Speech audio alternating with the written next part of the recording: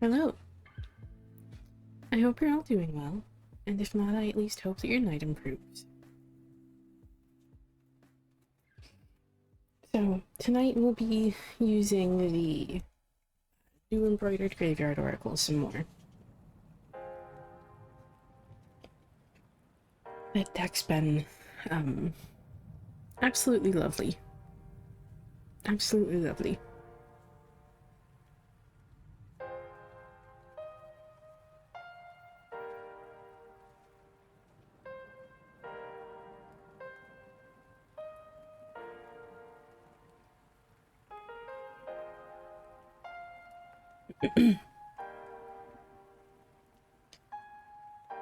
Let me drink some of my tea before I forget. I made some...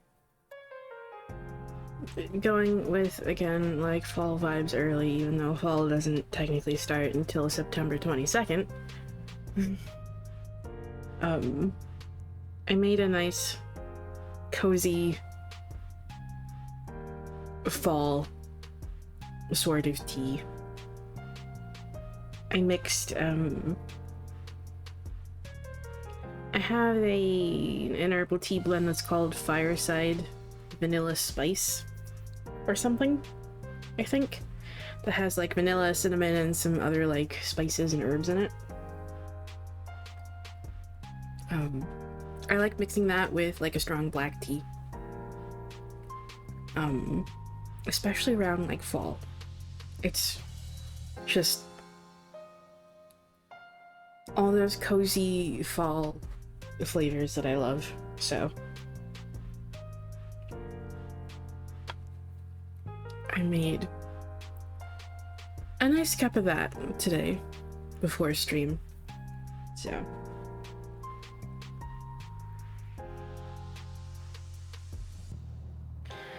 usually making tea is part of my stream prep.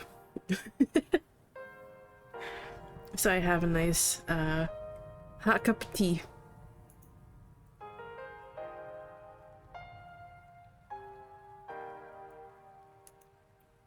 Alrighty.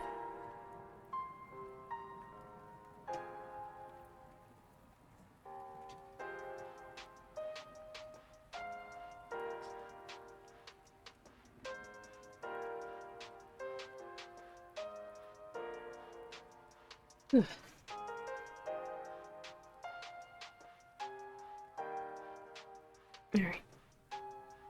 So, let's go ahead and start off with collectives.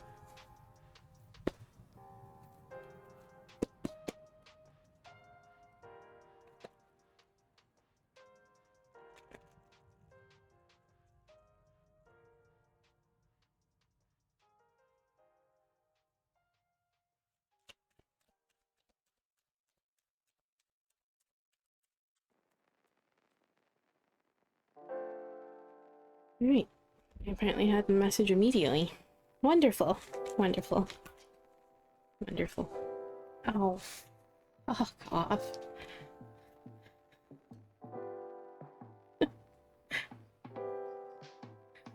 It's all good. Welcome back, Adam. And it's all good, Egg. Or, sorry, Ghost. Hello, Ghost.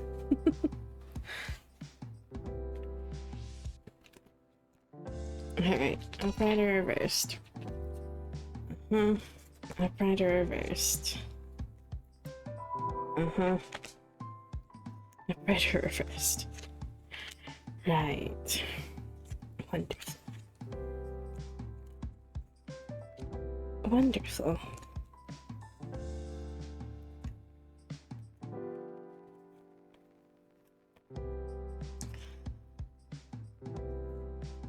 Yeah, I figured.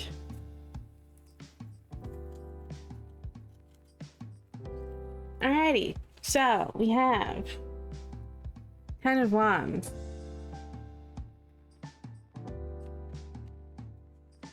Ten of Swords,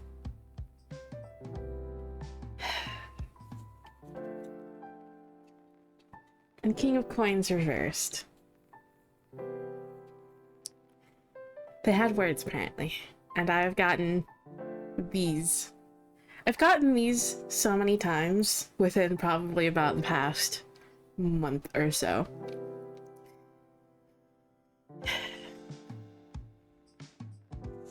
Yeah. Yeah, I've been getting a lot of 10s and 4s myself lately, egg. Ghost, sorry.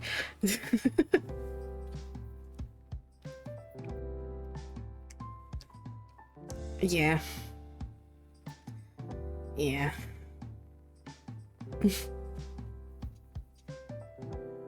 So, there's a lot going on right now that's leaving you feeling overwhelmed. Leaving you feeling overwhelmed and potentially a bit defeated and just kind of considering giving up because you're struggling to see the point of doing things. And you're letting that negative voice talk you into believing that there's no point to doing things. And if it's not going to lead anywhere, what's the point in even trying? You're worried that you're not going to find success with what you're working towards, that it's not going to lead anywhere. And so you're just feeling like giving up. It's leading to you feeling very overwhelmed, potentially even verging on burnout. And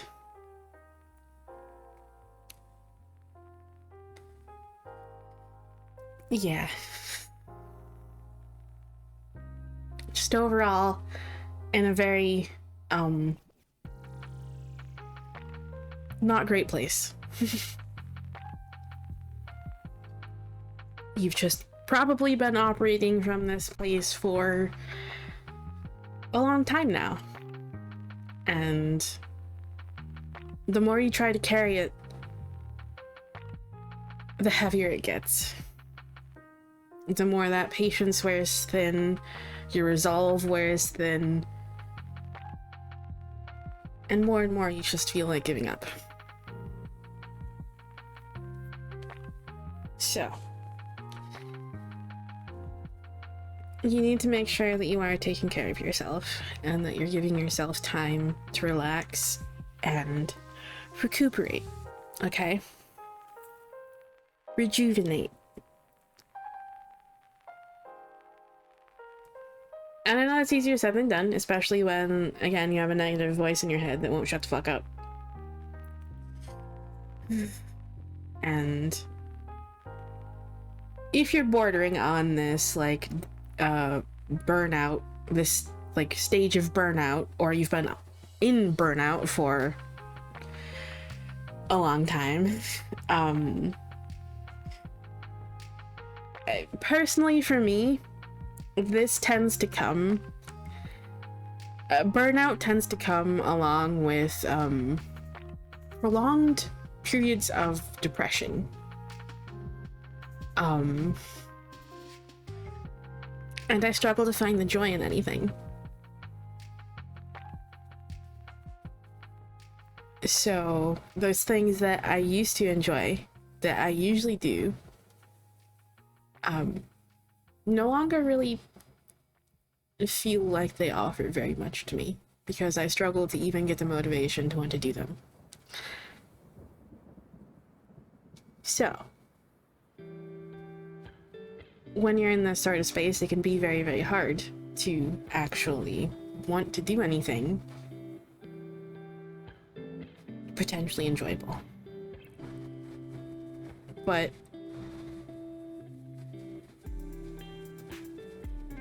keep trying, okay? You do need to give yourself a break. You can't keep pushing yourself too hard. Keep expecting perfection from yourself. And just keep pushing yourself like this, okay?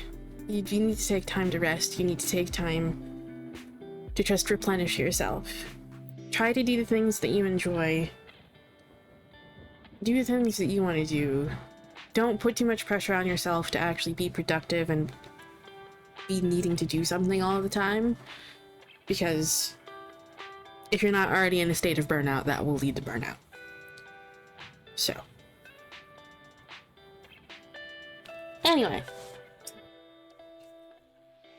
let's see what the Oracle wants to add. Also, hello. Hello, Lily. I don't know if I've asked what you would like to be called. Would you just like to be called Lily?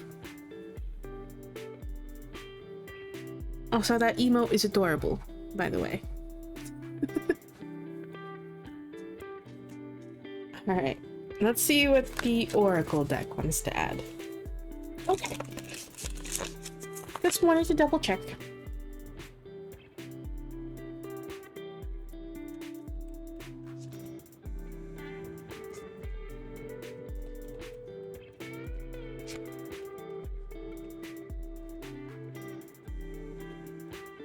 Oops.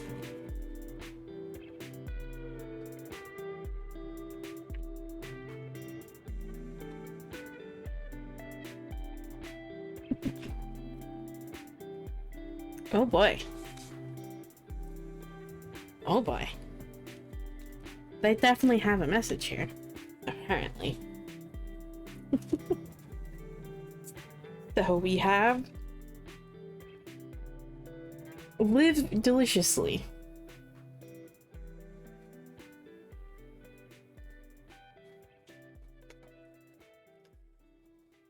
Followed by decadence.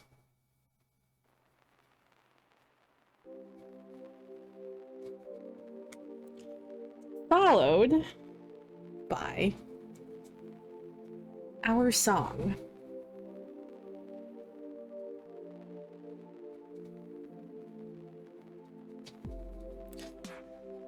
I'm doing all right. I'm myself just dealing with a lot of just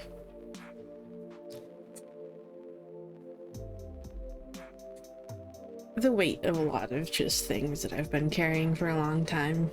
I'm doing my best to just push through it. And remember that it's only temporary. But it weighs heavily some days.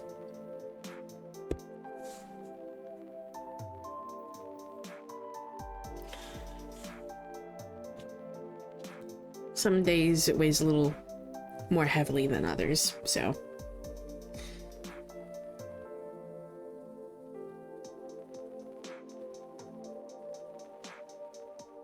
But other than that, though, things have been fine. Things have been good.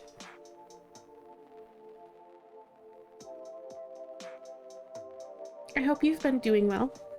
How have you been doing? Also, I'm sorry, Ghost.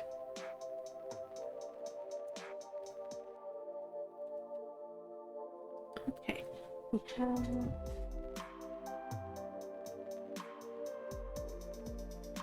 Huh. We have card 26, 10, and 27.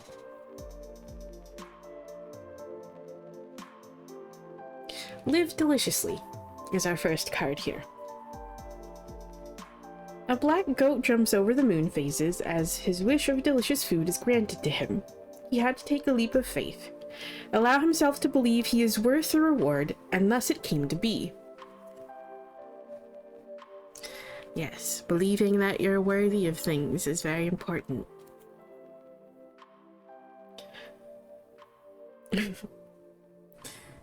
Wouldst thou like to live deliciously? Black Phillip, the goat from the 2015 film, The Witch. What does the word delicious make you think of? And the word to live. To me this says sumptuous, and to not just survive, but live. Truly thrive. Consumerism would have us believe we need to buy something to feel this, but it's already within you.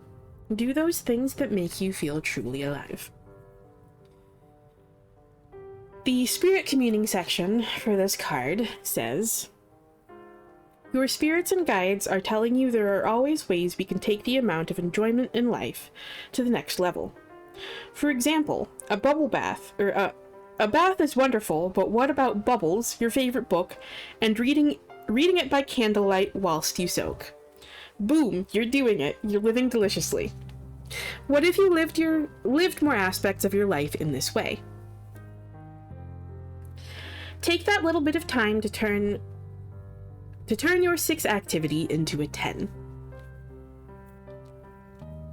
Give yourself permission to squeeze every last drop of joy out of your life.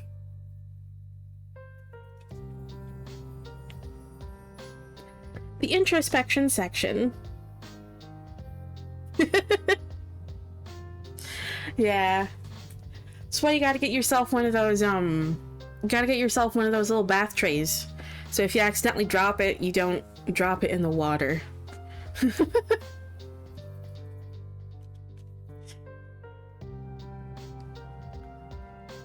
So hello, Angel Nimya. He was not open yet, but it will be shortly. The introspection section for this card says, use the nice things. If you take one thing from this card, let it be this. Burn the damn candles. Yes, the good ones. Scribble imperfect notes in the beautiful journals. Eat the chocolate. You deserve to feel good and experience all the deliciousness this world has to offer. Perhaps you need to gain some skills here, for example. Learn how to cook your favorite meal, so you can have it whenever you like. Or maybe you need to create a budget so you can treat yourself with something at the end of the month. Whatever needs to happen so you're wringing every last drop out of life, please do it. This card is that sign. Don't hold yourself back. When we look into it, we often see we are the reason we haven't been doing something. Procrastination or feeling like we can't justify it are major culprits. Give yourself permission now. Yeah, I typically don't allow questions, but if you would like to ask a specific question, you can either tip if you want it on stream, or if you want to purchase a private reading, you may also do that, and that will be done off stream. So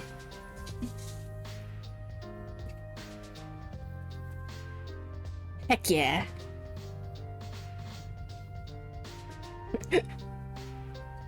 Exactly. Sometimes it's found that, like, joy and those little lifts that we need are found in the little things, like lighting candles that we enjoy, using the scents that we're trying to, like, save because we feel they're special. Use those candles anyway. Wear those scents anyway. Just eat the chocolate, okay? Treat yourself a little. It's fucking fine. My favorite scent? That's a good question. One of my favorite, like, perfumes or, like, body sprays that I like to wear, is called Moonlight Path. It's one that you can get from Bath and Body Works. It's absolutely gorgeous. It's absolutely gorgeous. I'm also a fan of Love Spell from Victoria's Secret, which, by the way, you can, like, for any of you who have, like, wax melters instead of, like, candles, there's a company that makes that Love Spell scent in the form of a wax melt. And I love it.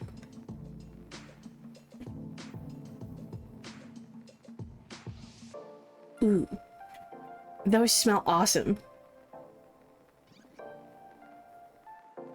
Or, those sound awesome. I'm sure they would smell awesome, though.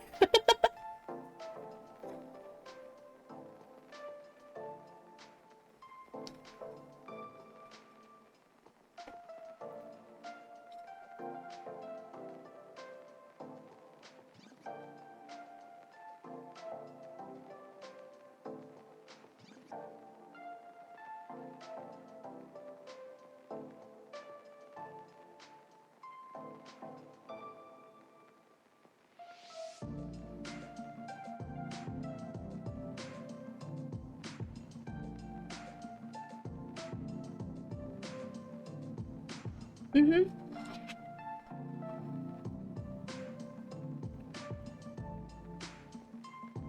Oh, I'm sure. I love fall scents. I love fall scents so much. Like, I said earlier at the beginning of stream that, like, I made myself, it's always part of my, like, stream prep, at least I always try to make it part of my stream prep, is I make myself a nice cup of tea that I can enjoy during stream. And, even though it's not fall, I've been, leaning into the fall vibes a little bit early. So I made myself a tea that's made with a blend from a brand. The blend is called it's one that you can get in stores. It's called Fireside Vanilla Spice. It has like vanilla, cinnamon, and like a couple other like spices and herbs in it. I like mixing that with a strong black tea for like perfect fall vibes.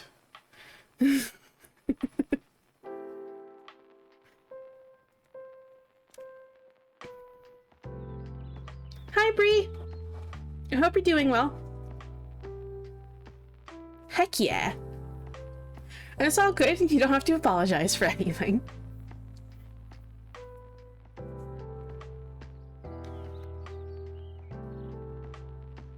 Also, I hope you enjoy writing your short story, Lily. And I'm sure that would be a fun exercise in writing, is like trying to describe the sense of things.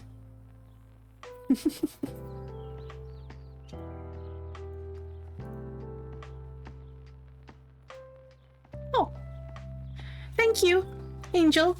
I don't think I've actually ever asked you what you would like to be called either. Do you just want to be called Angel, or is there another name that you would like to be called?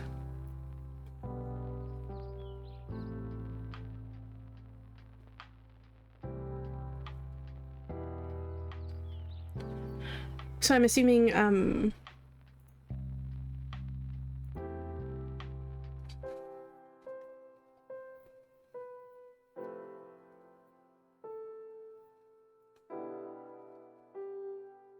you're okay since you, you donated instead of purchasing a private reading. You're okay with this being done on stream then, yes?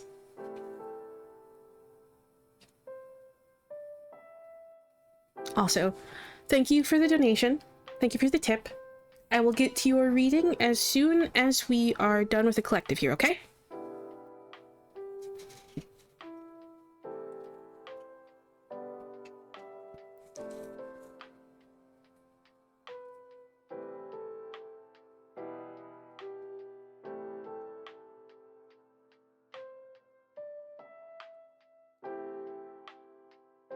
Would that be pronounced Ariana or Ariana?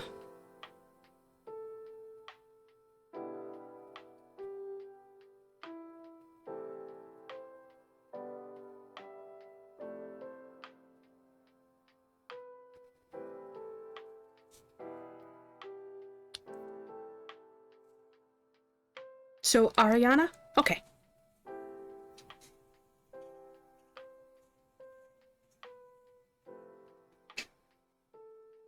Okay, thank you.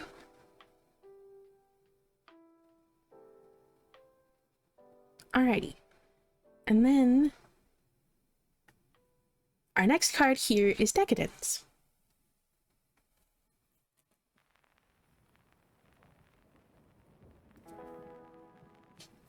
This is so going in line with this one. Decadence. This card is all about treating yourself. That's legitimately how it's written, by the way. Treat yourself.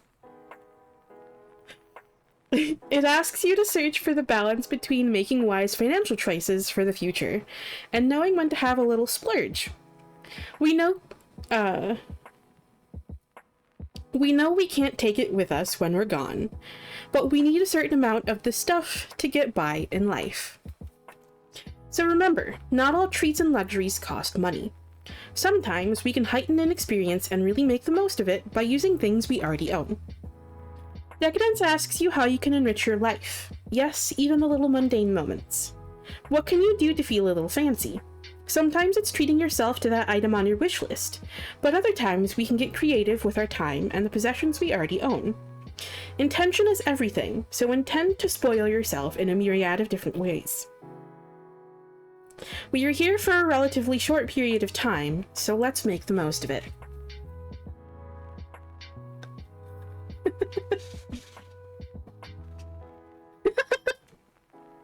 Heck yeah. Hey, there's nothing wrong with, there's nothing wrong with doing that, okay, Bree? Nothing. Nothing.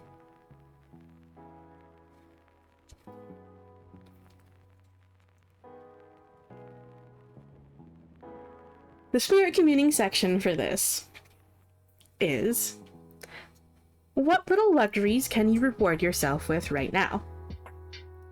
Give yourself a little treat, a day trip to break up the monotony of the mundane. If money is tight, why not try astral projecting to your favorite place? Ask your ancestors and guides to come with you for protection and for the company. Are you picturing your whole ancestral family crammed into a dune buggy in the Haunted Mansion ride at Disney World too, or is that just me? I love that. That little note. That's adorable. Yeah. I feel like a lot of the new affirmations that I added, like, last week, they're quite different than the ones that I've added before. There are gonna be a lot of callouts in that one.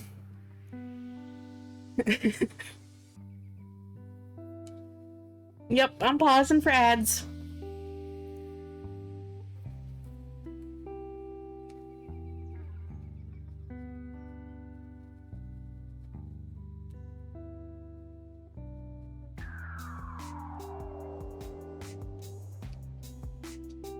While I wait for ads, I'm gonna drink my tea.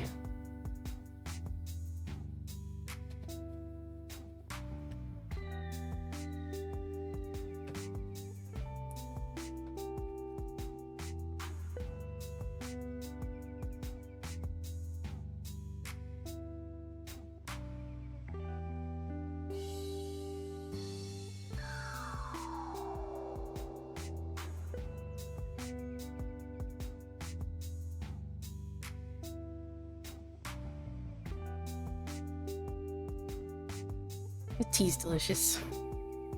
It's perfect cozy vibes right now.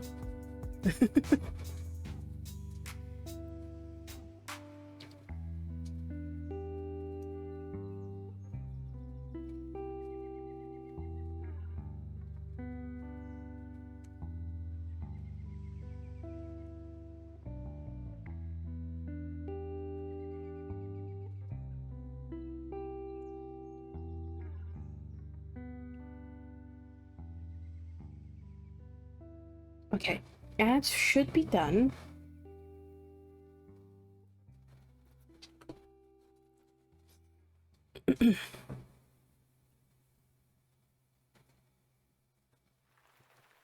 Okay, so continuing with this card, the introspection section says, what if, just for today,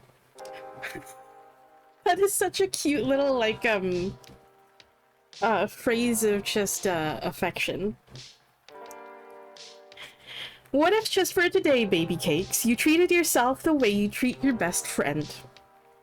What if you loved, supported, and accepted the person in the mirror the same way you accept the person on the other side of the coffee table? What if you did this every day? Oh shit.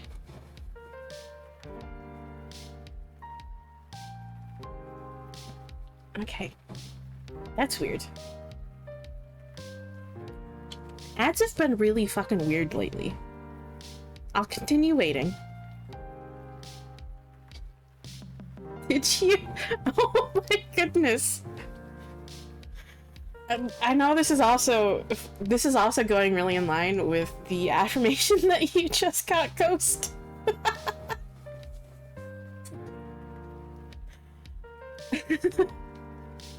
Okay. I'll go ahead and start over that introspection section again.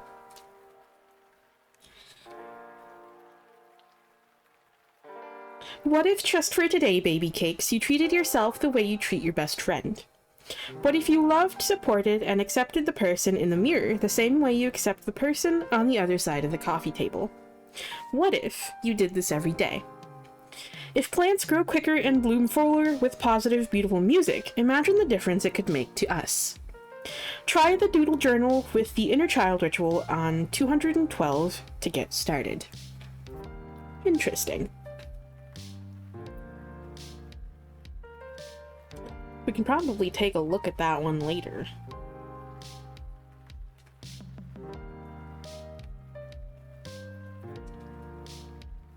Yeah, exactly. Just keep working on it. Just keep working on it. Learning self-acceptance and self-love is something that does take time, okay? It's not going to be perfect right away. And it's probably not ever going to be completely perfect, because perfect doesn't really exist in any context. The important thing is, one, that you try the best you can. Trying is all that matters. And two, that you remember with practice it'll become easier. Okay?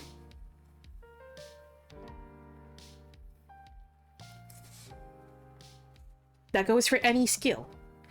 And it is very much a skill. So, it's okay.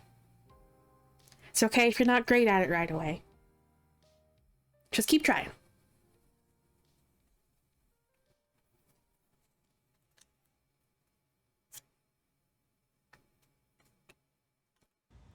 And then our last card here is our song.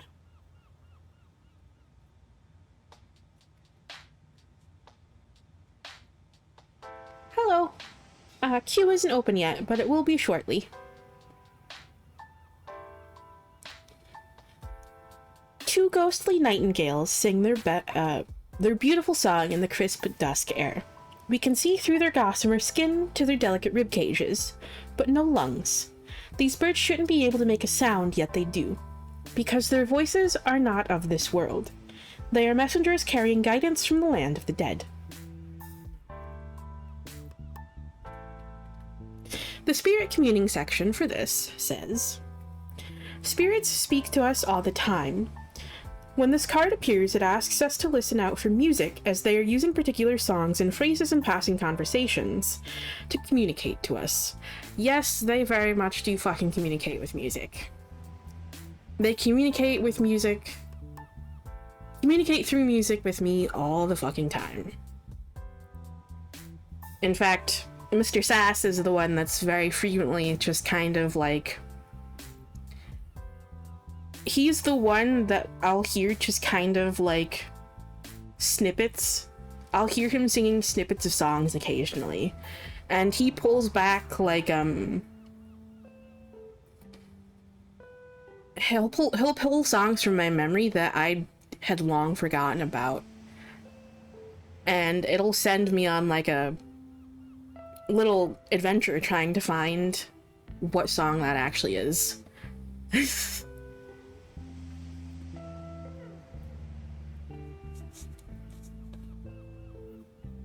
Like, it was a few months ago, of course, like, growing up as a teenager, and a little baby emo, as a teenager, of course, I listened to Evanescence, okay? Of course. It was a couple months ago that I haven't listened to them in years. I probably haven't listened to them since I was like a fucking teenager. There was an incident a couple months ago that he whispered, exactly, Kels. Exactly.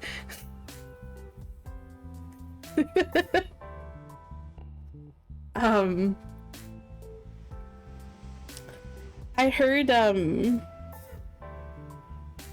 were two phrases that I would hear occasionally that I knew were part of, like, the same song. There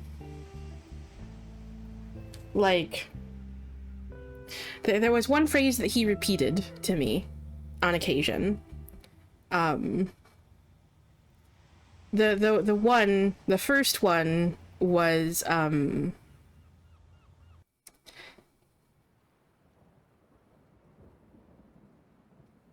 one day I'm going to forget your name. And there would be another phrase I couldn't hear, like, beside that was just, muffled. And I couldn't make it out. Until one day, it just clicked. And I heard the phrase, you poor, sweet, innocent thing, dry your eyes and testify. And I was just like, wait, that's an Evanescence song. What?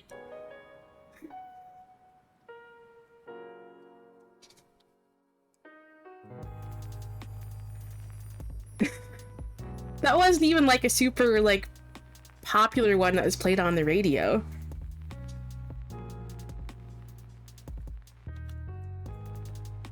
And, I found it, like, almost immediately. When I, like, looked it up on Spotify, I found it almost immediately. Because I knew in my heart what album that came from, and I had an idea of what song it was, and sure enough, I click on the song that I thought it was, and I listened to it, and it's the exact song that he'd been whispering in my ears. And that song is called, Sweet Sacrifice by Evanescence. So, she also uses music as a way to just kind of, like, pull me out of, like, negative thought spirals. So,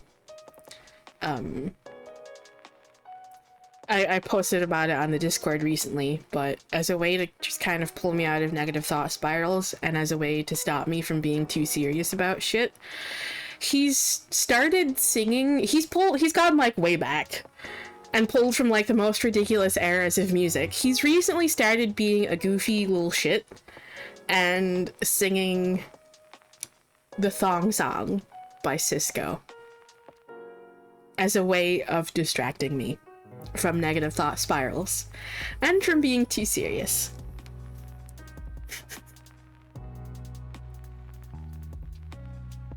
So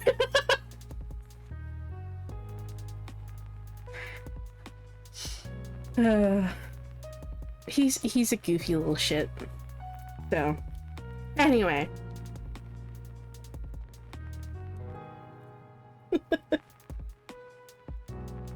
Spirits speak to us all the time. When this card appears, it asks us to listen out for music, as they are using particular songs and phrases in passing conversations to communicate to us. When you get goosebumps or the hairs on your neck stand up timed with a chord, tune, or sung lyric, or sung and spoken words, that's when you know you've just received your message. Yup. And the introspection section for this is actually a passage taken from The Nightingale and the Rose by Oscar Wilde.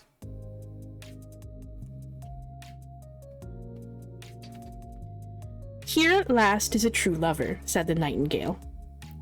Night after night I have sung of him. though I knew him not. Night after night I have told his story to the stars, and now I see him. His hair is dark as the hyacinth blossom, and his lips are red as the rose of his desire. But passion has made his lace like pale ivory, and sorrow has set her seal upon his brow. If you want a red rose, said the tree, you must build it out of music by moonlight, and stain it with your own heart's blood. You must sing to me with your breast against a thorn. All night long you must sing to me, and the thorn must pierce your heart, and your lifeblood must flow into my veins and become mine. Death is a great price to pay for a red rose, cried the nightingale, for in the name of love was formed a rose so red, so rare. Her song she sang throughout the night so long. The white moon heard it, and she forgot the dawn.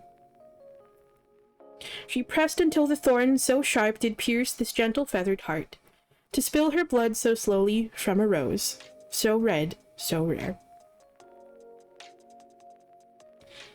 As her song of love grew faint, as she grew yet weaker, her lifeblood spilled and slowly grew the rose. An excerpt from the Nightingale and the Rose by Oscar Wilde, which is publicly owned and available to read online for free.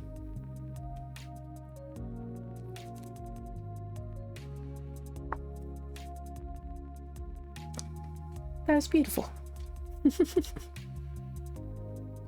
Yes, this deck is the Embroidered Graveyard Oracle, if you're curious.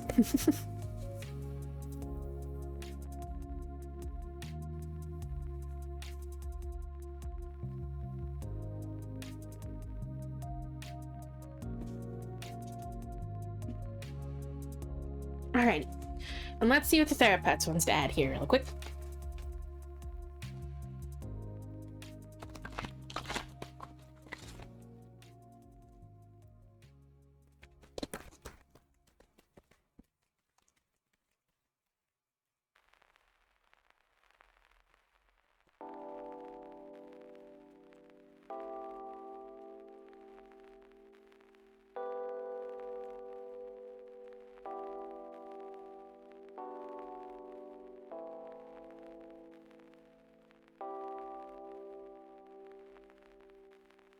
Alrighty.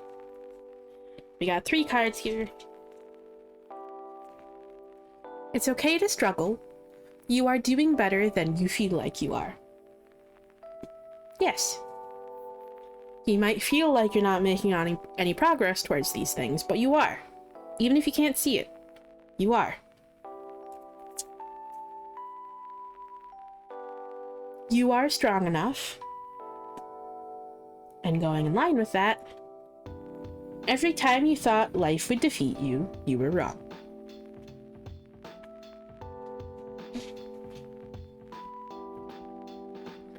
Alrighty. So, I hope that message helps for whoever needed to hear it.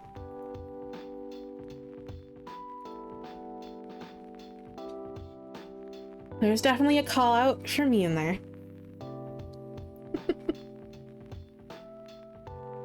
And the message of music was definitely very interesting because I feel like that's what my guides have been actually trying to get me to do more, is actually listen to music.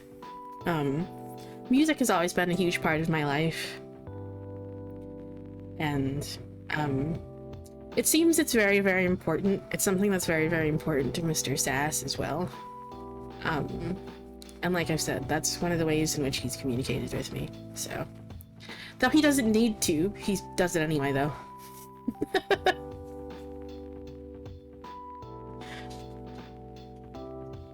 It's one of the ways in which he communicates with me.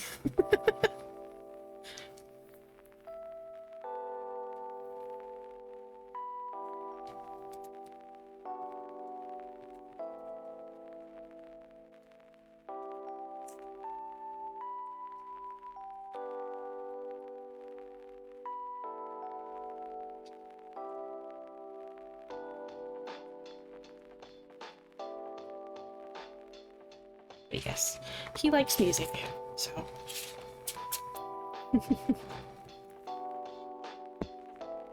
And he's very much,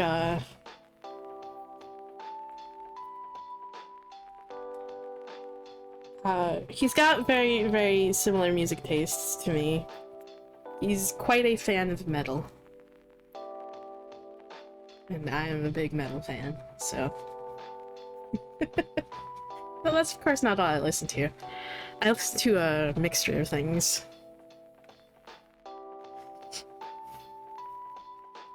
I listen to metal, like various rock genres, honestly. So many of them. Of those, though, prog rock and metal of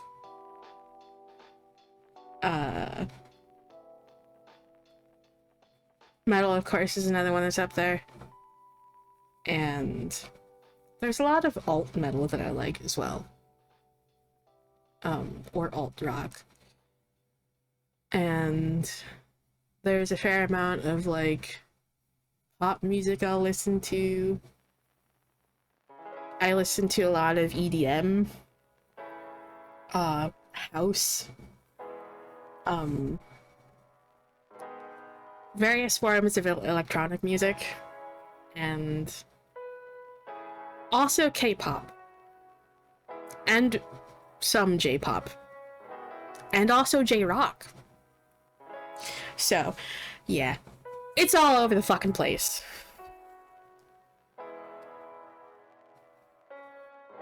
I also like a lot of, classical music.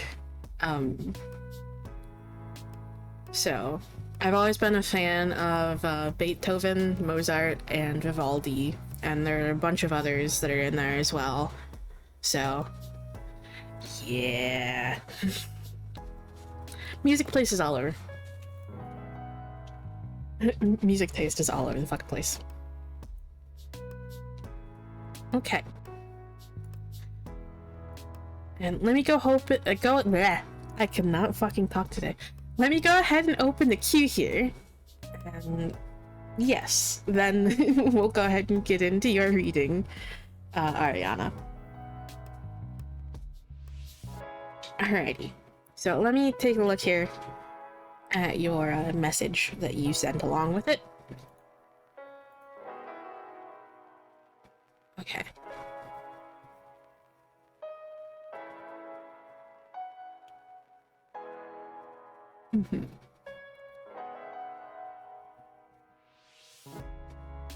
Okay.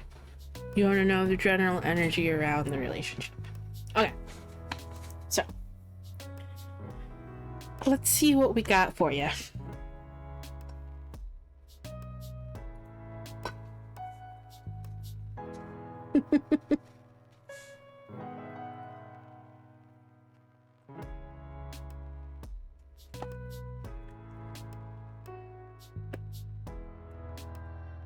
I can't tell if you're being slow on purpose at this point there, Adam.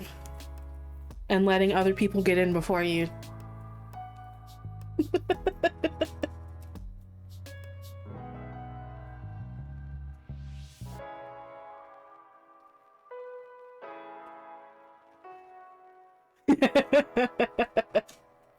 Uh-huh. Alrighty. So, Ariana. Let's see what we have for you here. What is the energy around this relationship for Ariana?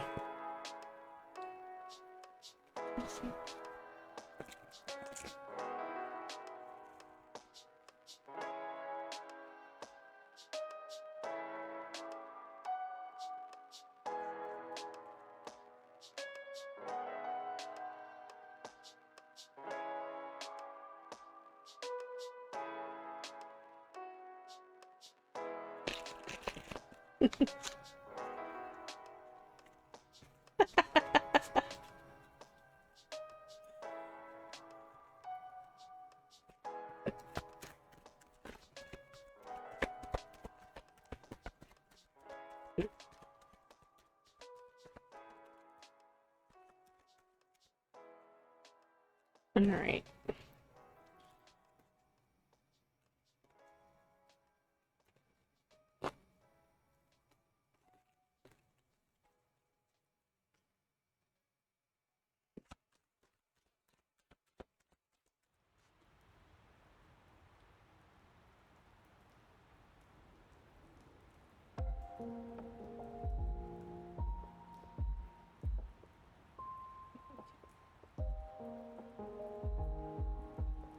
Right or reversed. Upright. Upright.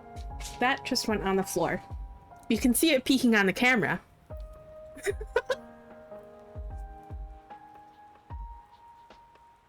Alright, one sec. Let me go grab that.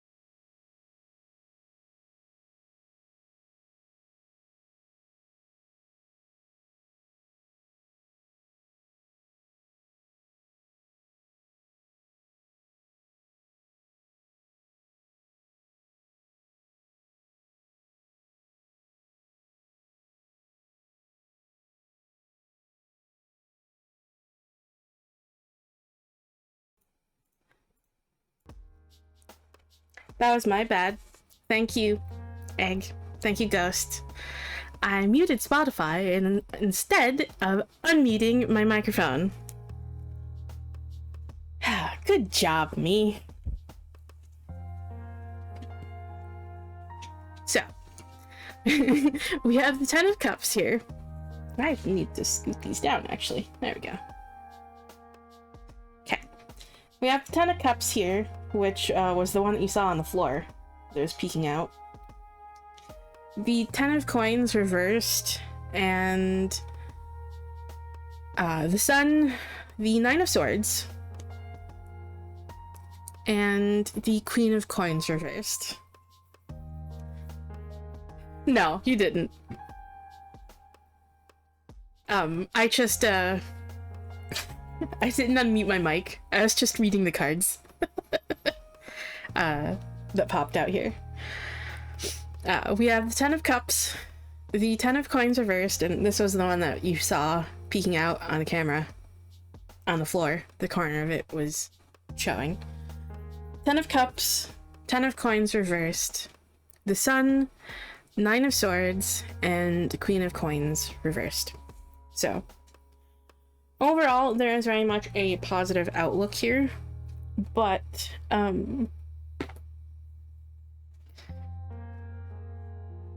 so, there's a positive outlook here, most certainly, okay? There's definitely just kind of like that happy ending vibes, that happily ever after vibes, if that's what you're looking for. This would be something that would be very emotionally fulfilling for you, for both of you, probably even. Something very positive and something very healthy. Okay? And it's okay if you're still kind of feeling a bit of anxiety around this, okay?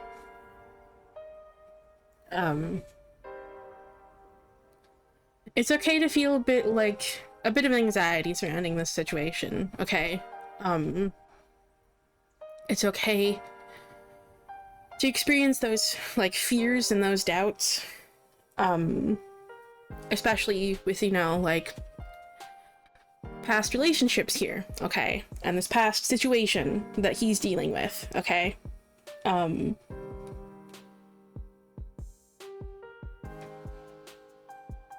It's okay to feel that way.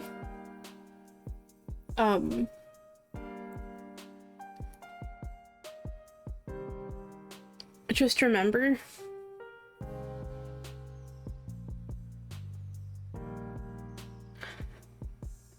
remember when you're starting to just kind of like experience these like anxieties, to not let them get the better of you, and to try to center yourself and ground yourself, okay? Because that's here what that Queen of Coins reversed here is about for me, okay? Don't let it, don't get too caught up in like that swirl of just like anxieties and fears and worries, okay? Do your best to communicate through these things, okay? Is also another thing that I would say. And exactly, that message about like taking it as a good sign that he showed vulnerability around you, that is a very good sign, okay? It shows that he values you enough to be honest with you about these things, okay?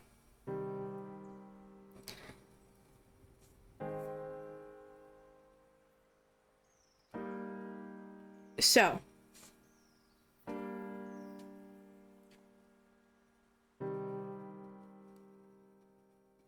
keep trusting that, okay?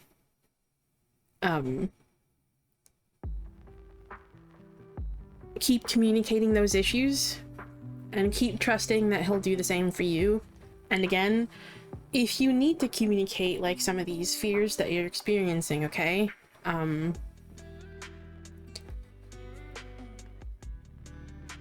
That's okay too. Just again, remember, don't go like too don't get too wrapped up in it, okay?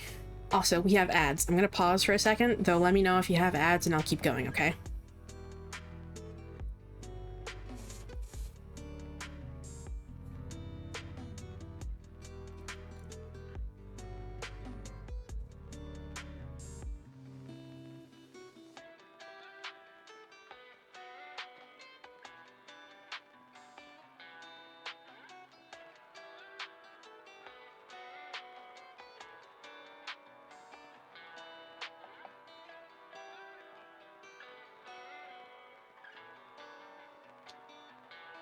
But,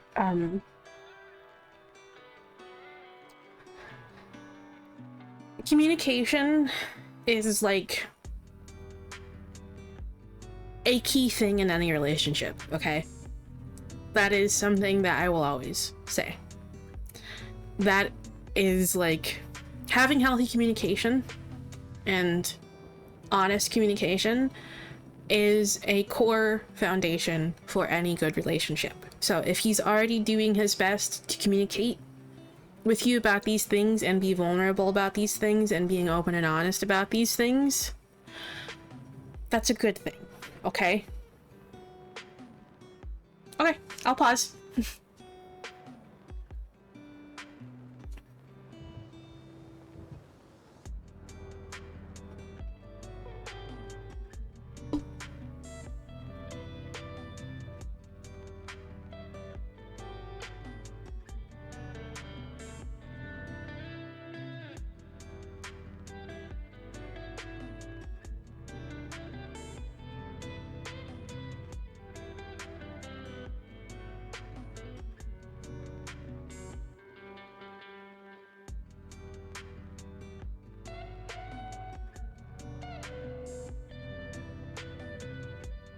Welcome back. But just in case the end of that last message was cut off, I was just saying that healthy communication, honest communication, and just being like open communication is like a core foundation of any good healthy relationship, okay? So as long as he's doing his best to be open and honest about these things and being like vulnerable about these things,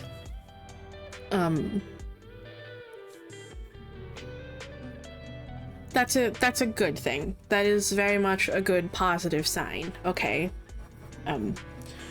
Or in a phrase that, you know, like other people might like to use, that's definitely a green flag, okay? That's a good thing. So, keep, definitely, like, don't be afraid to keep seeing where this is going.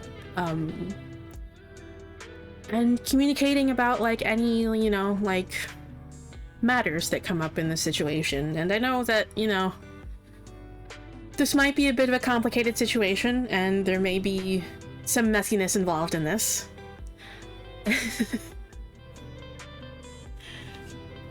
But, just, yeah, don't be afraid to keep seeing where it's going. Okay? And just communicate things that you need to.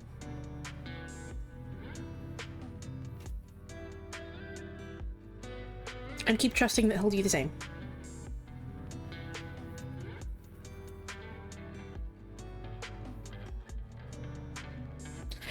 And let's see if the Oracle deck wants to add anything.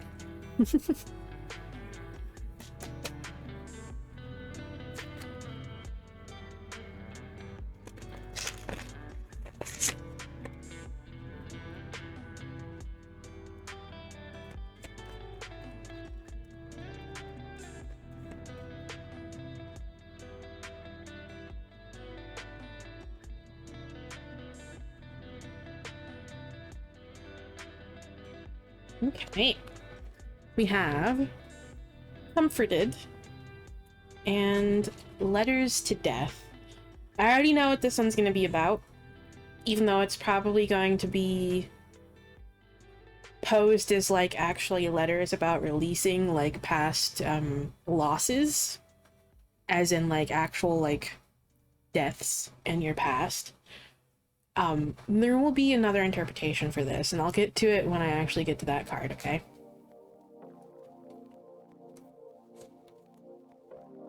Alright, so we have Comforted here.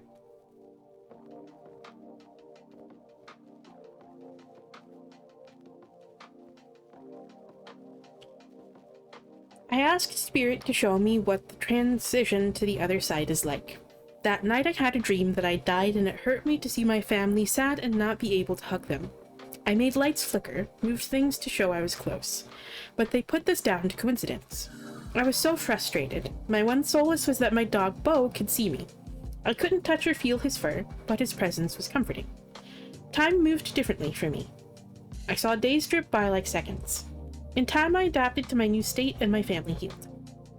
I never felt forgotten because I was spoken about and remembered often. When I woke up from my dream, I felt my dog nuzzle into me, and heard my husband softly snoring next to me. I sighed with relief. The world was so bright, so alive, so vivid again, and I was so grateful. The spread observing my fear of death on page 254 can be really helpful if you have a lot of fear around this topic, and it can help you with clarity on your personal beliefs about what comes after death.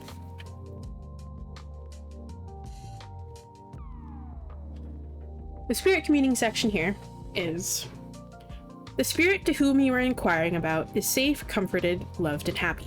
They want for nothing, spending their time watching over and guiding you, and they are so proud, made so proud by you every day. The grieving process is difficult for both the departed and those they leave behind, but they are through the transition. They feel no pain and they wish for your happiness, and will help you if you only ask. They say not to cry, but to honor them by living your life fully and truly. You may feel like you have lost them, but they are there, and they want you to find yourself. Introspection section for this says, when we lose someone, we have a hole in our lives that will never be replaced. If this card comes through, it's time to consider what you believe happens when we die. Many of us carry great anxiety about death and fear it. We hide from it, denying ourselves experiences and staying small. Explore this fear and this belief. Journal your thoughts and see if giving yourself a little clarity helps ease the fear a little. Okay, so both of these cards are probably going to have very similar energy. So a loss doesn't have to mean an actual physical loss and a death. This can just be loss as in, you know, like separation, past relationships, okay? I feel like these together are both going to kind of say a similar thing, in that don't let past experiences of your own, past relationships, past hurts and betrayals with any past relationships, don't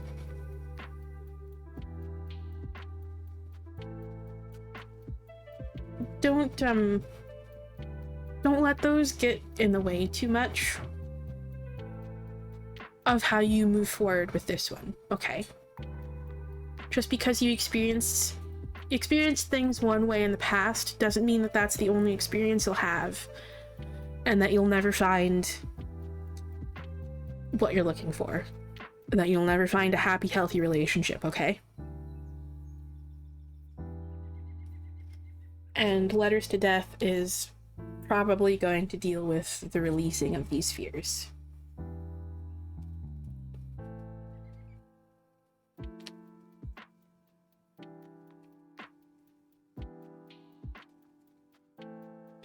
Letters to Death. Seshat, the Egyptian goddess of wisdom, knowledge, and writing, wishes to guide and protect you through a ritual of writing to your dearly departed. Call on the ethereal mistress of the House of Books to see that your words are delivered to your departed loved ones safely. So, this card, instead of having an interpretation, guides you through a ritual or an exercise to write a letter to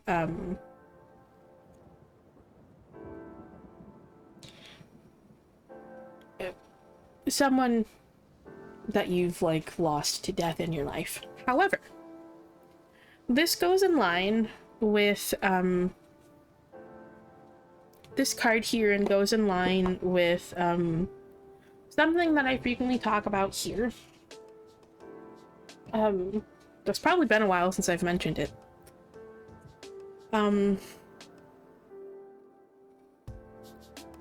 Something I'll always say to people who are kind of struggling with things and trying to release past pains and past hurts is, especially if there's some situation that you've never gained closure on, perhaps with a past relationship or something, that you're still carrying pain of.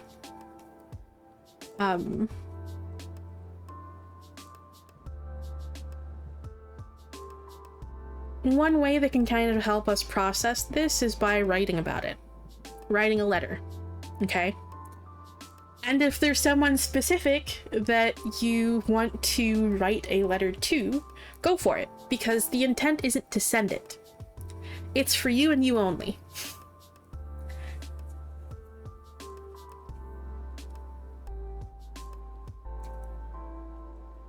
Write a letter about a situation or a person that you've still carried pain for, okay?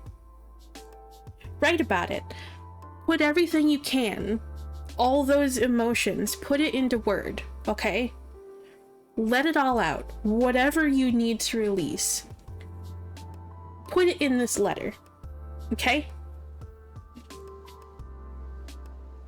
And again, because it's not going to be sent to anyone, you don't have to be afraid of treading on, feelings and hurting someone, okay? Because again, they're never going to see it, because you're never going to send it, because that's not the purpose. So, be completely honest, okay? Whatever you're feeling about it, let it out. Write it down. Put it in the letter, okay? If you want to keep it, keep it. However, if you want to just kind of solidify to yourself that you're releasing it, you can tear it up. Or you can burn it.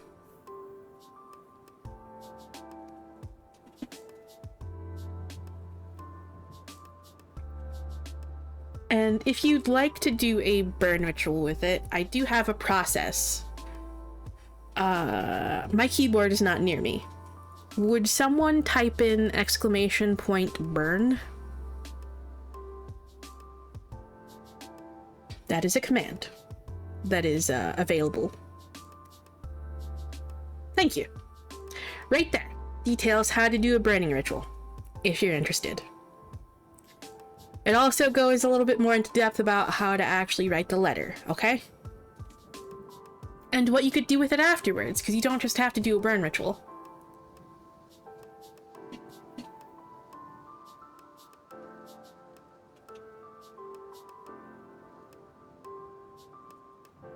So, any past pains that you're still carrying, write those down, okay? Even if you don't want to write a letter to just like tear or like burn, journal about it, okay? This writing can help with processing and letting go of some of these things that we're still feeling, some of the past hurts that we're still carrying with us, okay? So, even if you can't talk about something, write it down.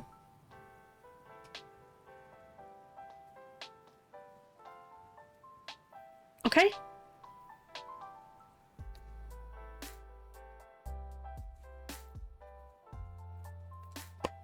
And let's see what the Thera-Pets deck wants to have here.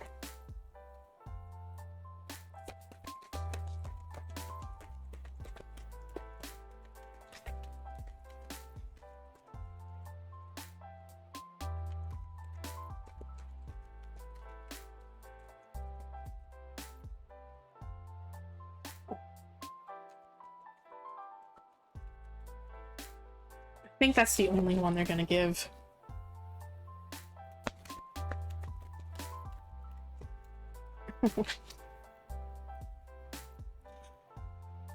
So, there's one card from the Thera-Pets deck.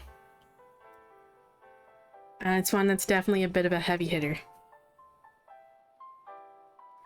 You are not a burden. We are lucky to have you.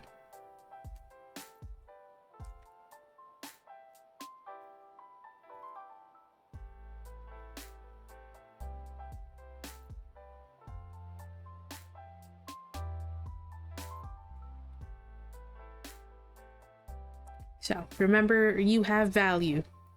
And you are valued. And it's important to value yourself, okay? So.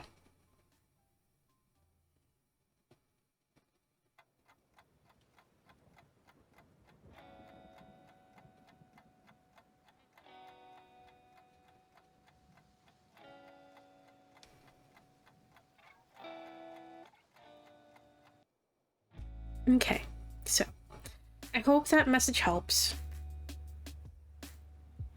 And remember that it's okay to be afraid navigating this situation, but overall things do seem very positive. So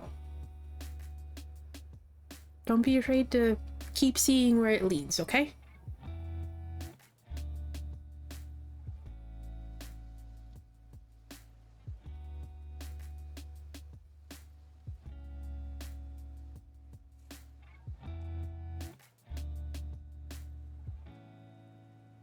I hope the message helped. And thank you again for the tip.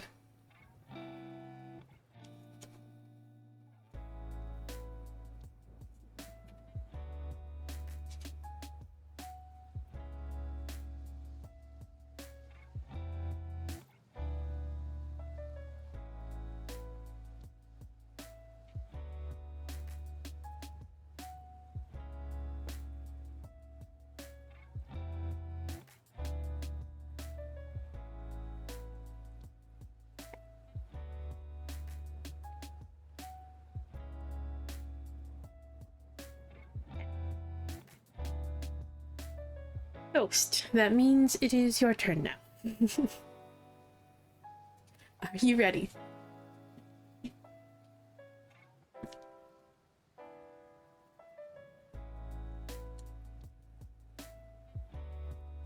Okay, need to put my lid on my cup here. My tea doesn't get too cold.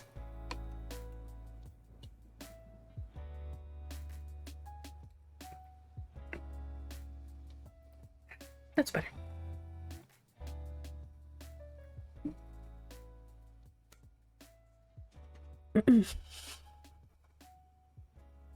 Okay.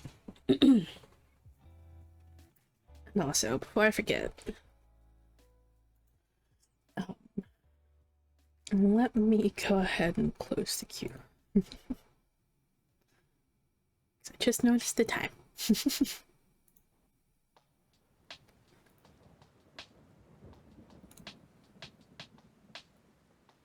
All right.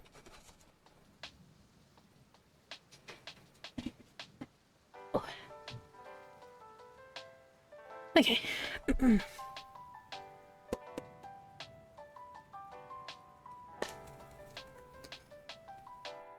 So, what does go here?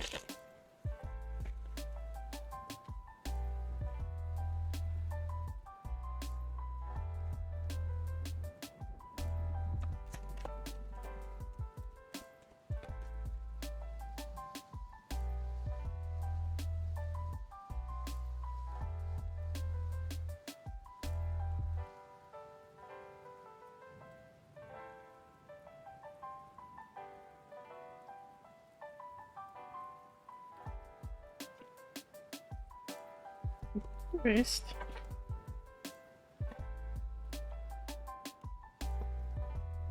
Right her first.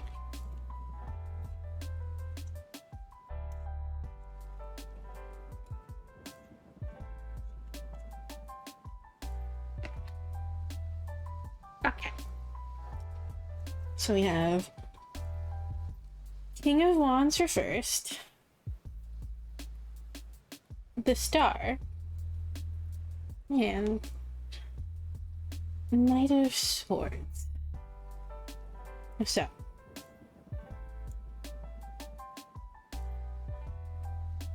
essentially,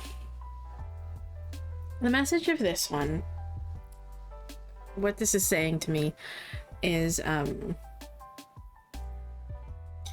you might be struggling with some self-worth issues and some just kind of like self-confidence issues currently.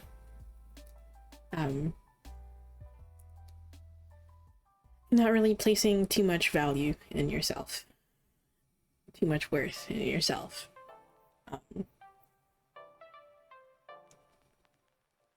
Thinking that you're undeserving of things. Or that, it's impossible to get what you want.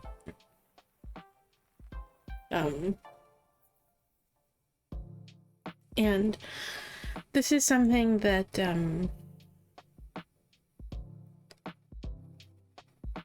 something you need to continue,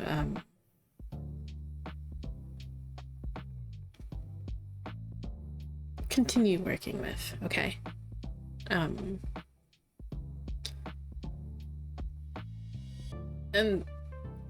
whether you feel like you're making progress on this or not, like, trust that you are, okay? And know that you are, even if you can't see it. I'm sure if you take a look back at things that you've, past situations, okay? I'm sure if you take a look back at past situations, you'll realize that you have grown. You have made progress. You have learned some things, okay? You have begun to heal, whether you realize it or not, okay?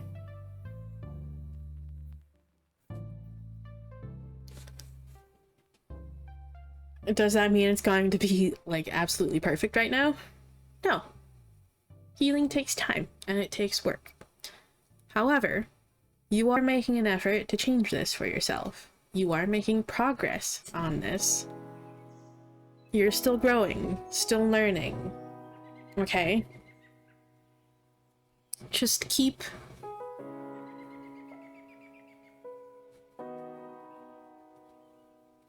doing what you're doing, okay?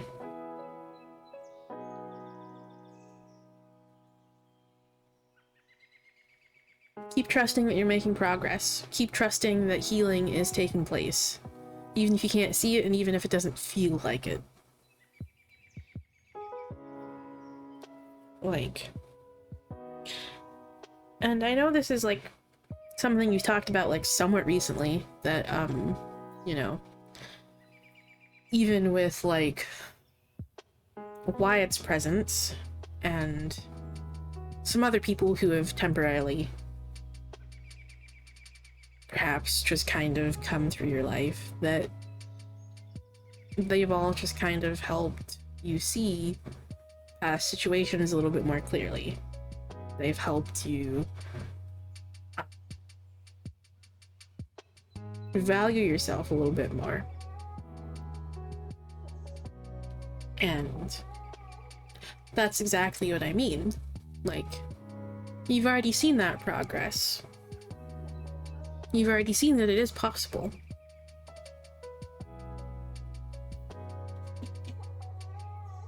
Even if it is, perhaps, you know, it isn't happening as quickly as you'd like it to, it's still occurring.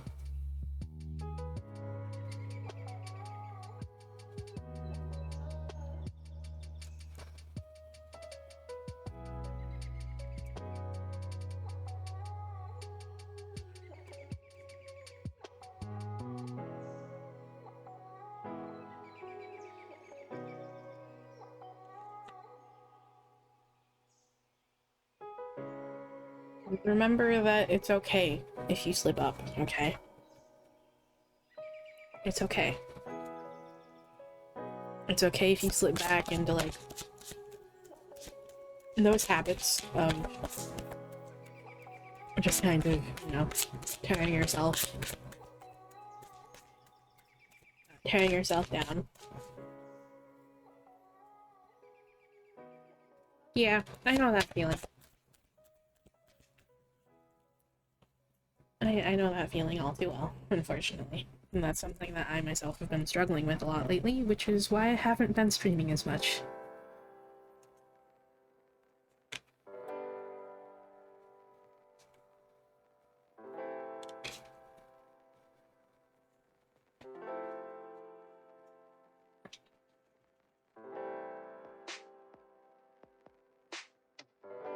I myself have been really hard on myself lately about feeling like I'm not making any progress, feeling like I'm not really getting anywhere, and feeling like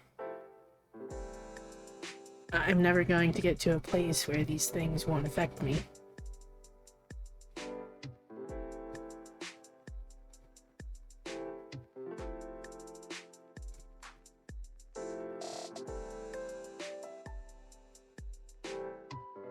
And then I get gently sassed by Mr. Sass and the rest of my guides.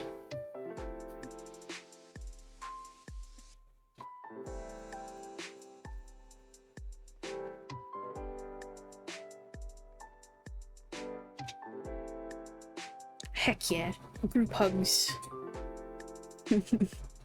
For all who are comfortable.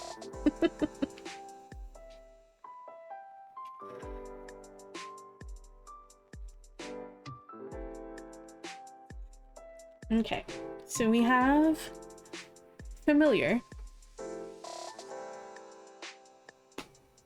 and transform. Ooh.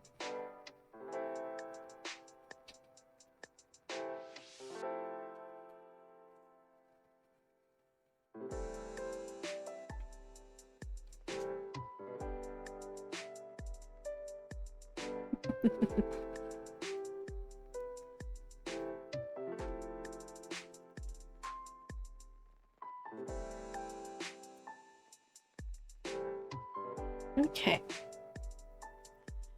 Familiar. So I see that an ad break is coming up in about like a minute or so, let me know when ads come up just in case I don't like see them right away. And I'll pause. Familiar. The universe works in perfect harmony. Nowhere is this more apparent than in the animal world. A ghostly stag and a golden spider work together to hold the hand-painted cotton moon in the sky. The stag's strength and the spider's delicate dexterity signify the polar opposites of the universe, and yet they work together seamlessly. Spirit Communing section says, Familiar is another spell card. This one invites you to call on the universe to guide you via the signs, symbols, and imagery of the animal world. After casting the Alignment with the Universe spell on page 223 to activate this card, be on the lookout for animal symbols and search your dreams to interpret them. The universe is trying to guide you, and you should seek answers by being observant. You don't need to perform the spell, but it could always help usher in some clarity. Be on the lookout for animal symbols everywhere, in your daily life, on social media, and in nature. I'll pause here to read the introspection section, because ads should be starting here in a second, unless they're going to derp and, like, take ages, like they like to do so frequently lately.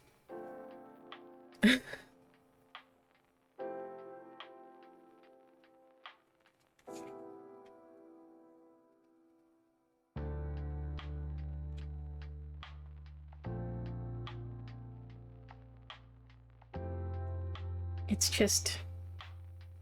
yeah. Of course. Watch, the moment I start speaking, the ads are gonna trigger. Watch. We're gonna go ahead and start the introspection section, okay? In the universe, we have everything we need. From the smallest atoms to the largest oceans to everything in between. Yep, there they fucking are.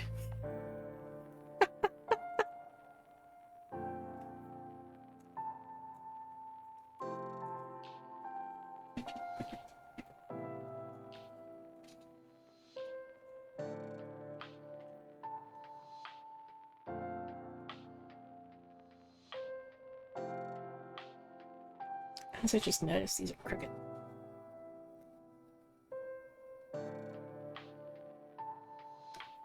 There.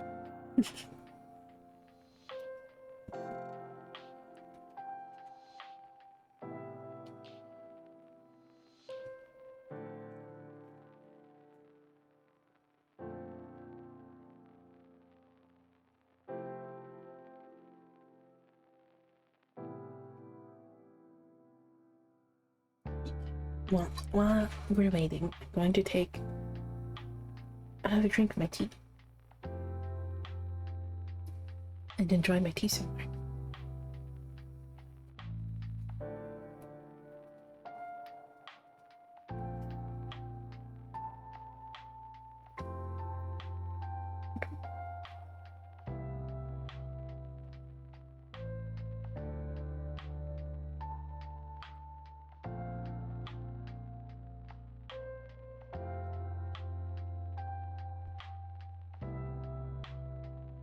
Okay. That should be over. Welcome back. Anyway, continuing. Though I'm just gonna start over again, because I only got like one sentence in, so... well, 2 sentences in, maybe. The introspection section for this card says, In the universe we have everything we need. From the smallest atoms to the largest oceans to everything in between. It's a beautiful fusion that works. In our own lifetimes, we will have many roles, starting as the child in need of protection and knowledge, to the parent that protects, and eventually the wise one that imparts the wisdom they have gained through a life well lived. When familiar appears, it is asking you to assess your current place in the universe as you shift from each phase. Perhaps a leveling up, a need to integrate the inner child. Yeah, the inner child part could very well work in line with that star energy. Or the acceptance of your crone years is on the horizon for you. This card says embrace and love yourself for the phase that you are currently in. Familiar also calls to question how your actions are or are not in alignment with the universe. As above, so below, as within, so without, is generally taken to mean that the universe is magical and you are made by it. Therefore, there is magic within you. Please believe that you are inherently magical.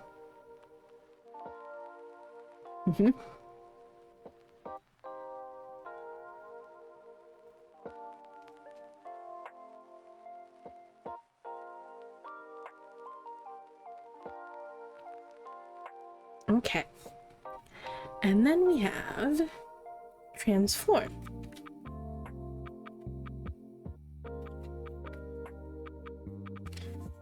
Transformation happens in the dark. Within its chrysalis, caterpillars break themselves down into a soup of cells. This is the second card that calls it a soup. There's one of the cards in one of the Seasons of the Witch decks that also calls it a soup. I fucking love that.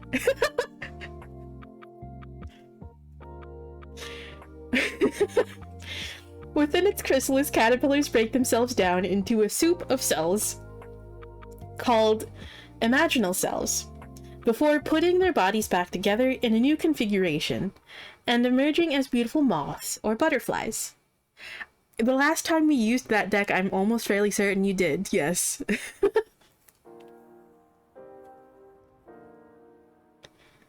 Pictured on the card is the gorgeous Death's Head Hawk Moth. That's a fucking awesome name. Death's Head Hawk Moth.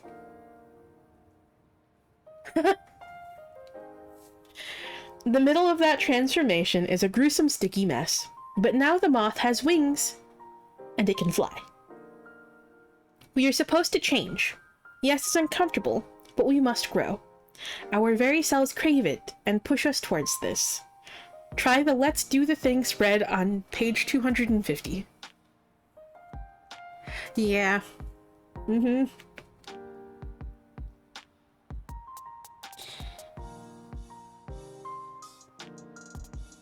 The spirit communing section for this says, "It's time. Do you feel it?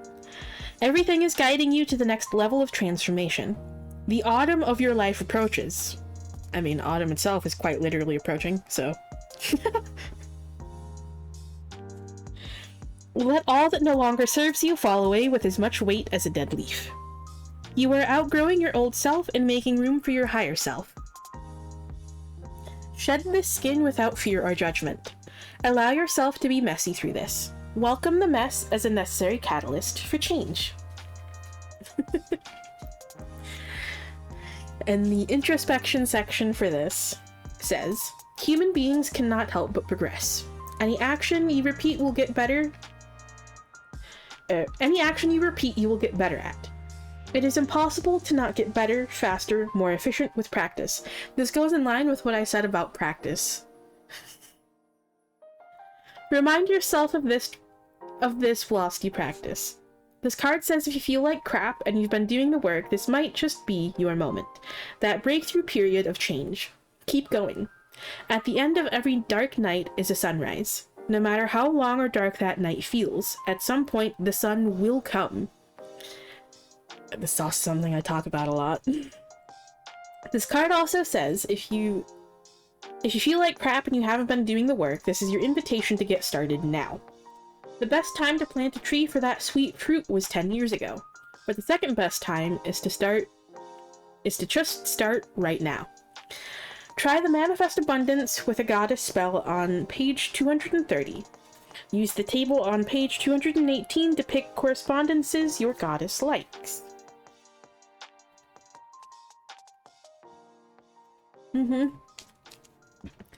That's something that I always talk about, is that the darkness will not last, and better days will eventually come. That is very, very much part of the energy of the Sun card for me.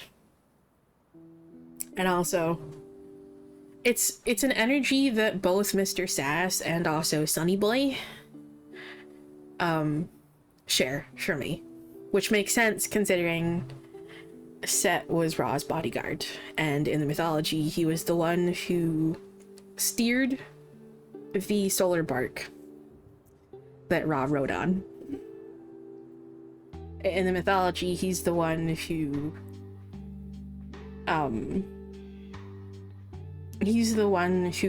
rode the solar bark, pulling Ra across the sky.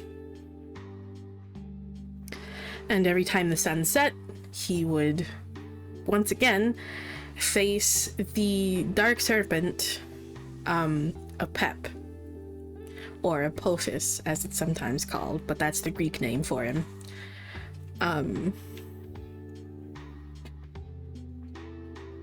And would defeat it so that the sun could rise again. So.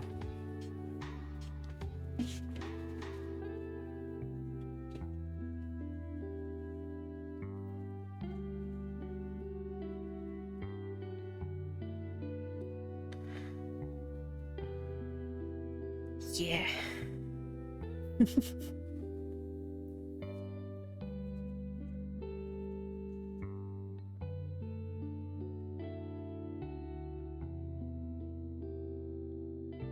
But remember that that darkness will not last forever. And in those moments of darkness, trust that Spirit will be there to guide you. And that is very, very much what Mr. Sass is to me. He's the protector. And he's also quite literally said that he's the one steering the boat.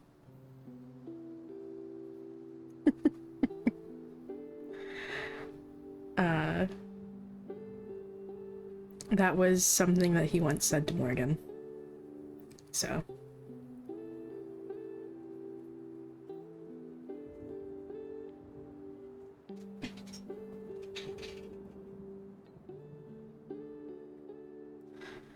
He's the one guiding me through the darkest night of the soul. And he'll make sure that I'm safe through it.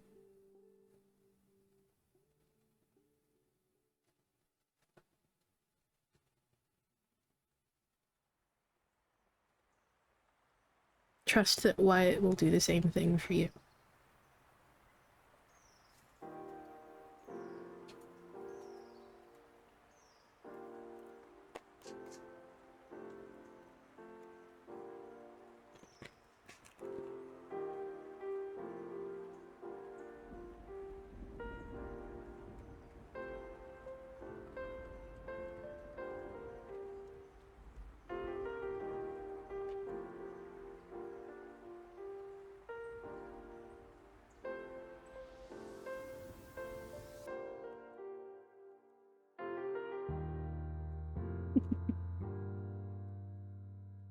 Oh boy, it's my favorite void kitty.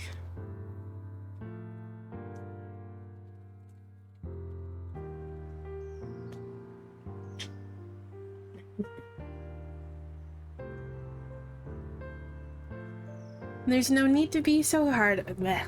My goodness. I think my brain just short-circuited. There's no need to be so hard on yourself. You're managing as best as you can. And you are strong, you are resilient, you will defeat this.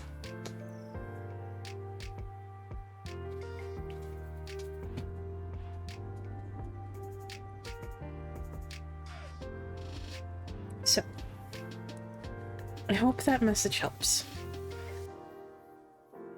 Remember that even if you feel like you're not, you are still making progress. You have made progress and you deserve to be able to see that, okay? You are growing. You are healing. Okay? Yeah, of course. Go for it.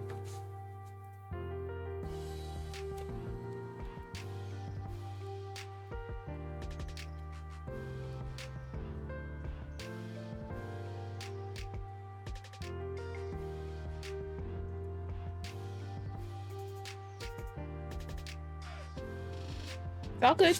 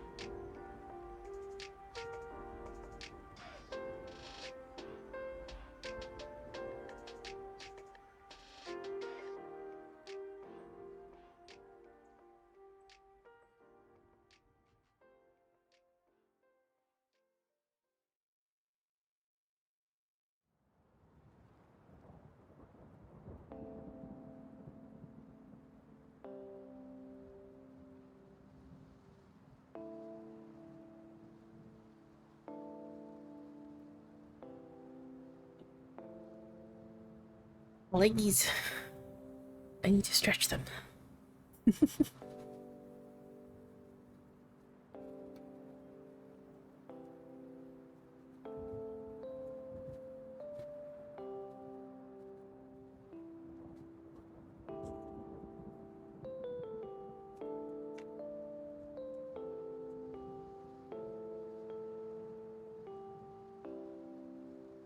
Okay. Let's see. What kind of answer do we got for you here?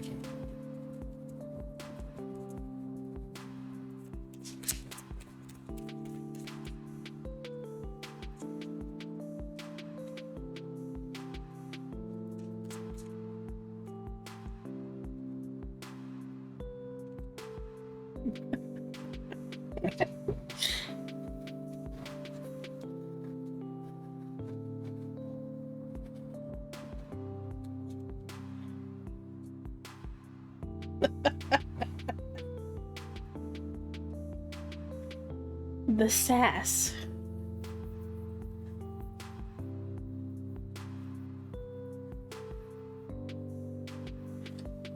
So the first card that popped out, I'm going to shuffle again because it's funny.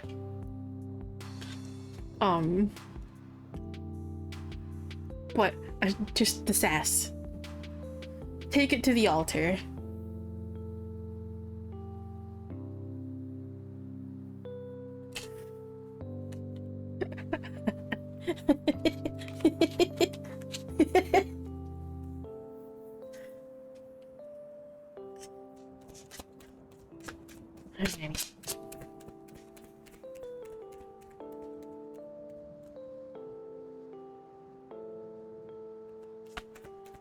The shed and release also did pop out as well, so I feel like it's just kind of like going in line with that, like this card. Okay. Like letting go of this like need to be so hard on yourself. And like second guessing yourself so much.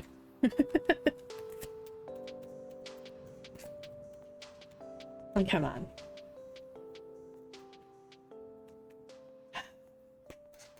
Are you going to give an actual answer there, sir? Are you just gonna be a sassy little shit?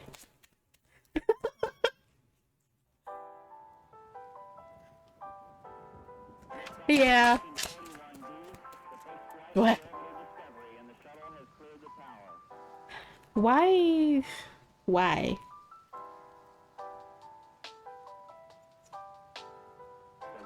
Computers now have primary control of critical vehicle functions.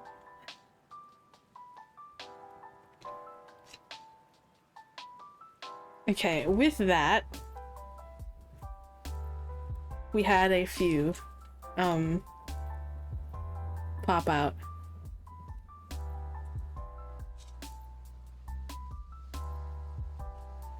We have, in response to those last messages, we have the opportunity is approaching, followed by it's in the bag. And just to be another sassy little shit, we have 2 cards about release. We have shed and release this desire. Again, falling in line with that, like, being hard on yourself aspect, okay? Doubting yourself and your worth, your value. Those 2, yeah. Those 2 are definitely about that.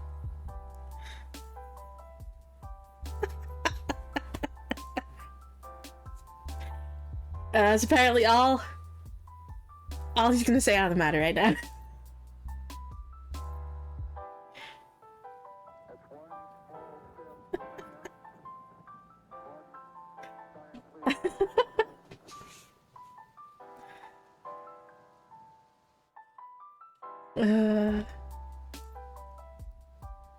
So, just, yeah. I feel like you get this one a lot.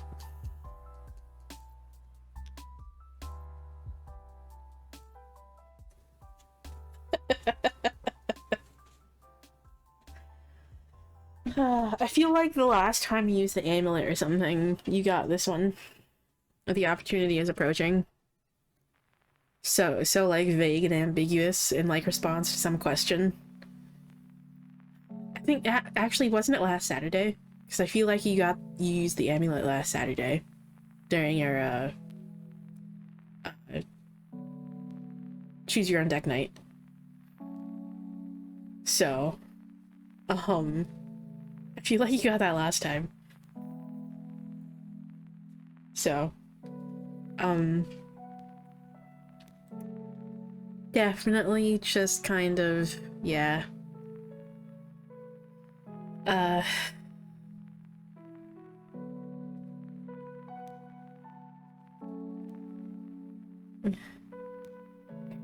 Definitely just release those, like, that self-doubt and those, like, that second-guessing yourself and that need to be so hard on yourself, okay?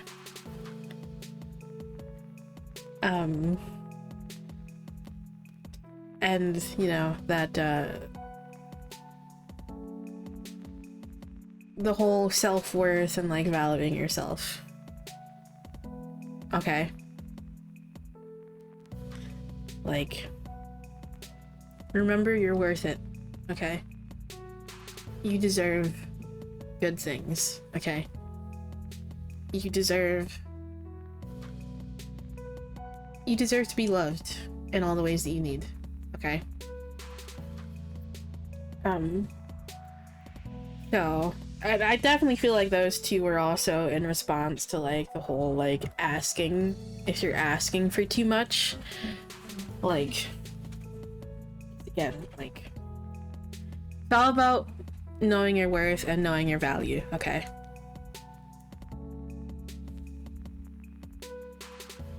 Like, no, you're not asking for too much. So definitely stop asking vibes. That is definitely the feeling I get from that. I feel like that's why he's being so sassy.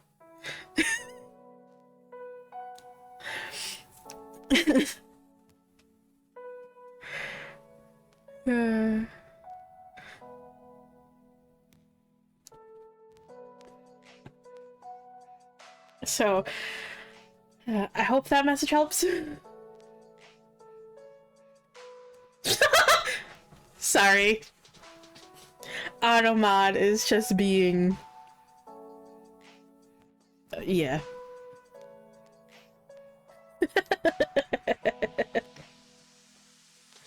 Uh-huh.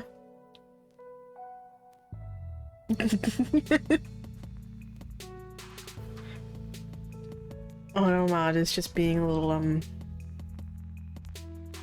yeah. So, I hope that message helps. I'm sorry he's being sassy, but I say this from experience. He's only doing it because he wants you to realize that, like, this shouldn't be something that you have to question, okay? Your value is not something you should be questioning. It's something that you should know very, very clearly.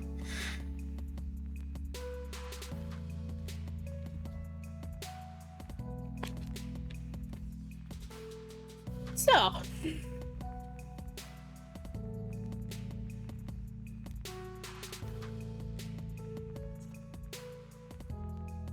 yup. Oh, I give back, like, every bit, and probably more, honestly, of the sass that I get from Mr. Sass, so I know that feeling. But that's why he likes me.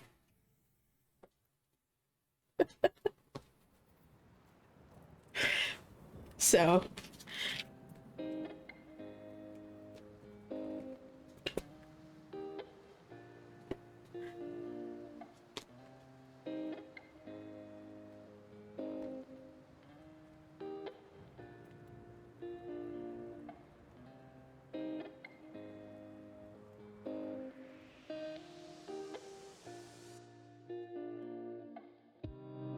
Alrighty.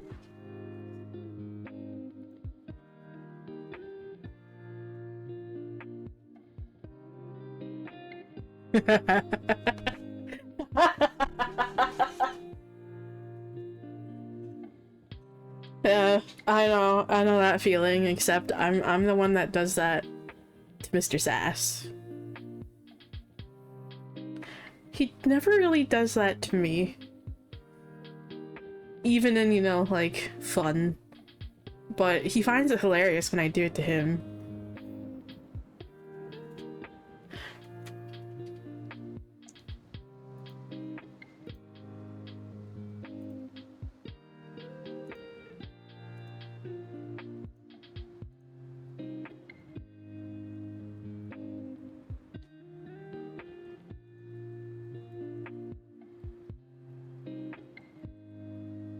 Okay.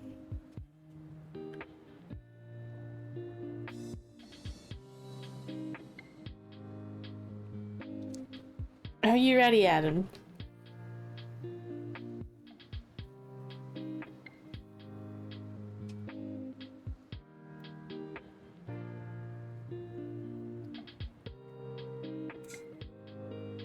Okay. Sorry, I needed to drink some of my tea.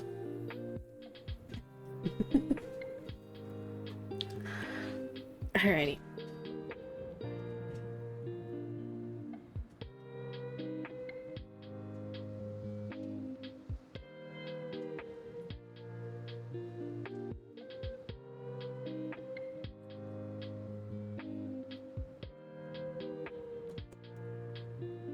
Alrighty. What message does Adam need to hear today?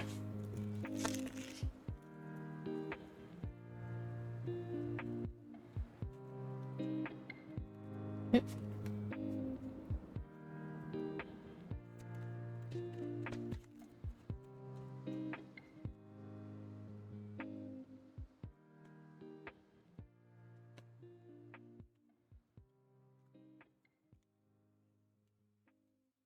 Okay.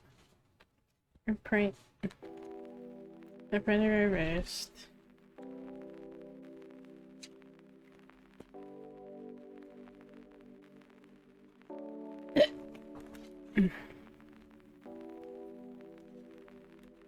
Okay. So we have Queen of Wands reversed, Queen of Coins, and Strength. So, essentially there's just kind of like this, with the Queen of Wands reversed, there's definitely like this kind of energy of just,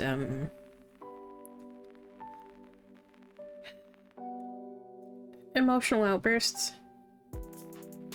Kinda.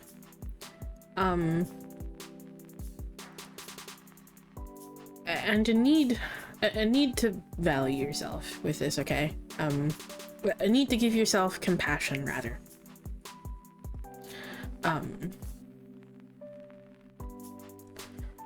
Essentially, like, you need to be giving yourself this compassion, okay? You need to be more self-compassionate. Instead of being so critical of yourself, being so harsh on yourself, there's definitely a need to show yourself this compassion, okay? Because you deserve it.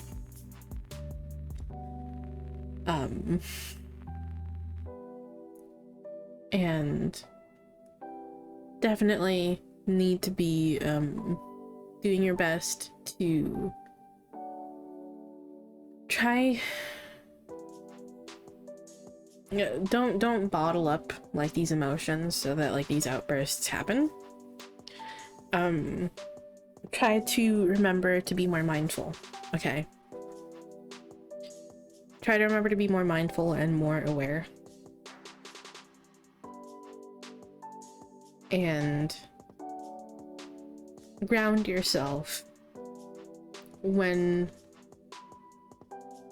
you start feeling, you know, when you start feeling, you know, a little bit just kind of When things are thrown out of balance. Okay.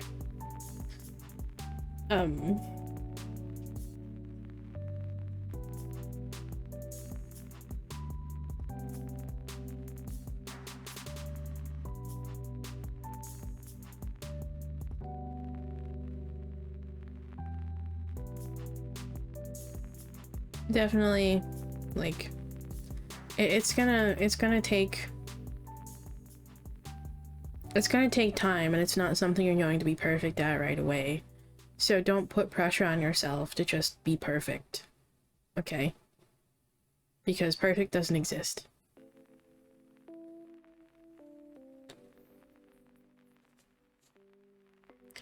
It's okay to slip up. It's okay to make mistakes. It's okay to just kind of revert back to old habits. That's where that Queen of Coins energy is coming in, about being mindful, being aware of your own habits, and grounding yourself when things are just kind of set out of balance, okay? This isn't a reason to be harsh with yourself, to be hard on yourself, to be overly critical, to just tear yourself down, and to just tell yourself that you're worthless. Okay.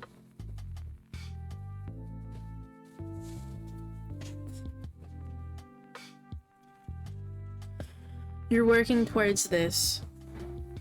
At least you should be working towards this. For yourself. Okay. To find this own... to foster and grow... To find and foster this, like, inner strength in yourself, okay? So that you have the strength to carry yourself forward no matter what happens. That's the point of doing this work. It's not external.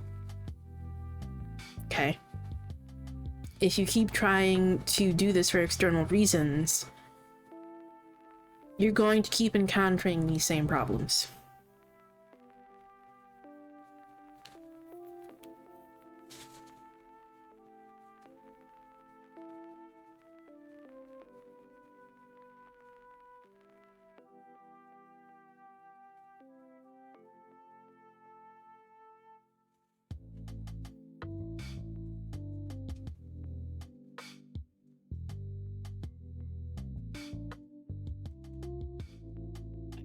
And let's see what the order is.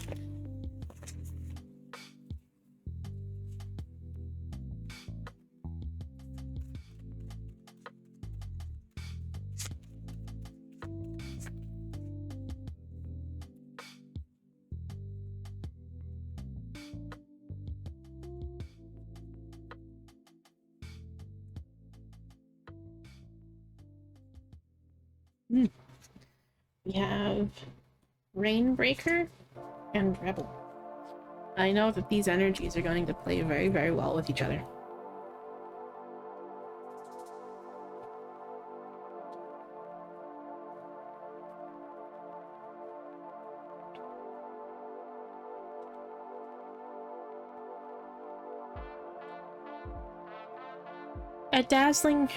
Rainbreaker. A dazzling Koppel Usha emerges from the bow of a wave. Bow of a wave? Someone has tried in vain to saddle this beautiful creature, but it does not play ball. It savagely fights for its right to be a wild and an uncontrollable thing. The water horse is a metaphor for the very ocean it lives in. It cannot be tamed or captured, slipping through hands and nets alike, and yet it is loved not in spite, but precisely for its wild nature. Spirit communing section for this says, this horse is fluid, being whatever it needs to be in the moment as it requires it, gracefully slipping through hands which aim to control. Life can be this way too. It's not all love and light. Sometimes it's blood and teeth. You have the right to defend your free will. If you're feeling caged in, let spirit guide you to your path of freedom. If things need to get messy first, let them. Remember, you are first and foremost a human being, not a human doing. Try the draw in your power spell on page 224 to remember and reclaim your sacred wildness. Introspection section for this says, if you always go with the flow at some point, you'll get stepped on and walked over. Nah. Rainbreaker asks you to get fierce. But that nah is in the card, by the way. Rainbreaker asks you to get fierce, vulgar even, in the protection of your space. If you don't have to be all hair tied into a neat bun, pristinely dressed if you don't want to. You can let rain-soaked hair course down your back. Clothes sand-choked and discarded as you run into the sea. You can embrace the expanse of blue and laugh in the face of a society which would choose to control you, attempt to predict you, in order to have you passively scroll and shop endlessly online. You can reject it, break free from your reins, and be your true self. Be an unpredictable wild thing. You are seawater and white crashing waves. You are as elusive and mercurial as moonlight upon dappled ocean's surface. So, break out of these self-limiting beliefs that you're placing on yourself, okay? And then we have Rebel. Which is funny, considering who this card represents. Rebel. Do you recognize your sacred soul mother, Lilith? Rejected by Adam because she would not submit, would not be quiet, and would not tolerate anything less than equal. Lilith is a womankind's roar. The gut-wrenching anger of feminine injustice. Just as she wouldn't eons ago, she will not be quiet now. She seeks pleasure voraciously, embraces her sexuality without shame, and walks this earth knowing her worth, and in this she wishes to guide you too. If you want it, the spirit communing section says, if you want it, take it. Please stop asking for permission to have pleasurable moments. Don't put this off, telling yourself someday. Eat the food, explore the sensation, and go back for seconds if you want. Most of us tell ourselves no, all day, every day. Long term, this can build the mental habit that we are not worth it and don't deserve pleasure. Lilith says if you're harming no one, then go for it. Live like this world was made for you to enjoy it. A sunset is sumptuous. Take time to view it. Sex is sensuous and joyous. Have it, safely and consensually, and without shame. Food is delicious. Do not deny yourself. Asexuality is normal too. Don't force your ideas of pleasure to conform to what society finds pleasurable. This card says seek and embrace your own pleasurable experiences for what they are, and give them to yourself freely and often. This is also going very much in line with, again, like valuing yourself and seeing yourself as worthy of these things, and just worthy of things in general. And also not putting pressure on yourself to be perfect. So. Introspection section for this says, explore pleasure in any way that you desire. Shed your red satin shame, slink off the black lace guilt. It serves no purpose here. Lay reveling luxuriously in the feel of your naked true self. Let your body, mind, and soul guide you as you discover the things that flick your switch, sexually and non-sexually alike. Society's demands be damned. Journal or make a list of all the things you find pleasurable, and then at least once a week give yourself permission to put yourself first, and indulge in a few of them. Try using the Honor Self and Invite Self-Love ritual on page 208 as a starting point. Alrighty. Well.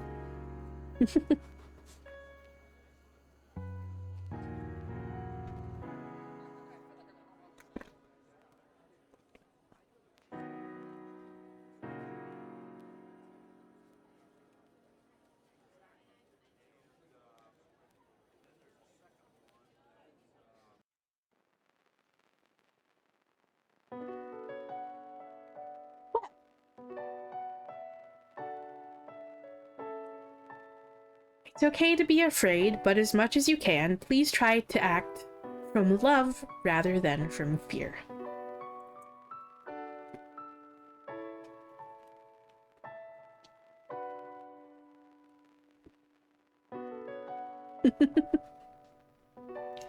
And you are worth taking care of. Remember this. Okay? That's why it's so important that you give yourself this compassion. And see the worth in yourself. Okay?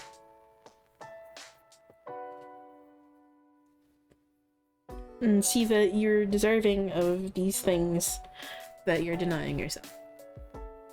Okay?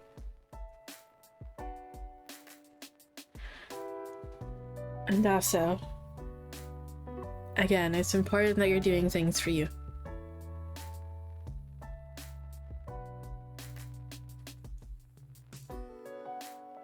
So, I hope that message helps.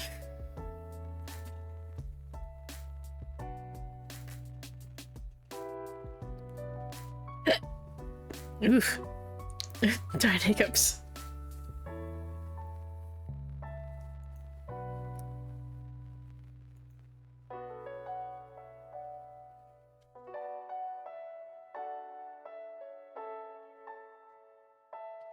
Of course.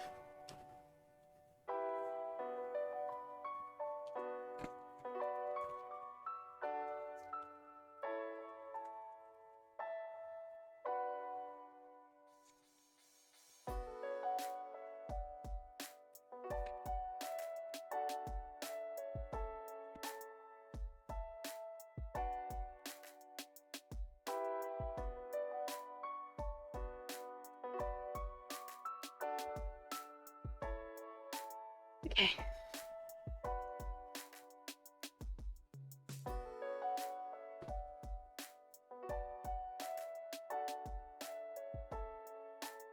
Are you ready, Bree?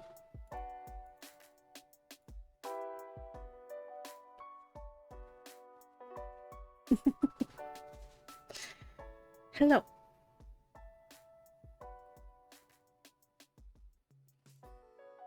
Okay, let me take a drink of my tea here.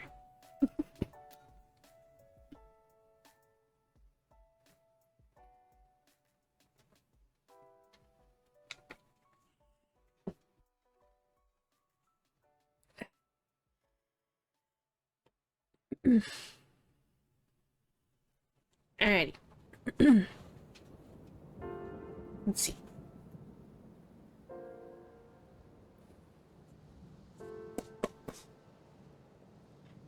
What message does Bree need to hear today?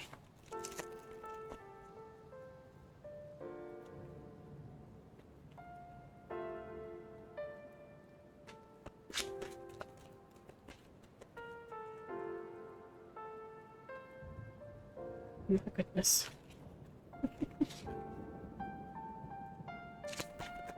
Oh, yeah.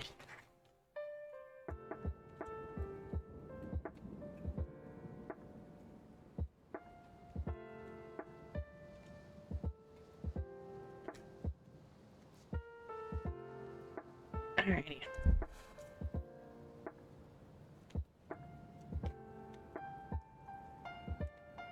Reversed.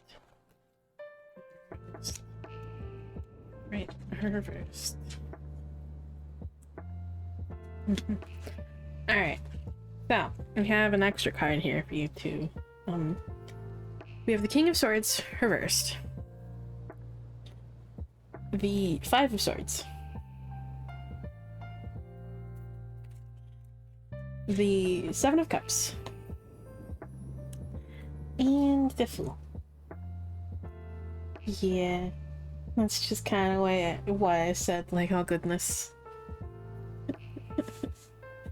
Also because, like, there was just kind of like a little bit of a mini explosion of cards. So they were just like, we're ready. We have words, okay? We have words. So, with the King of Swords reversed, there's definitely just kind of like this energy of just kind of a need to be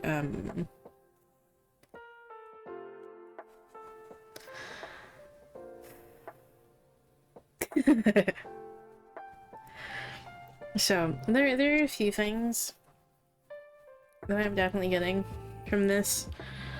The first is that there's just kind of like,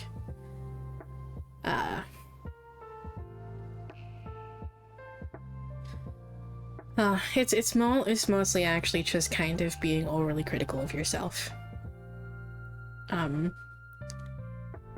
And being just kind of like harsh with yourself. And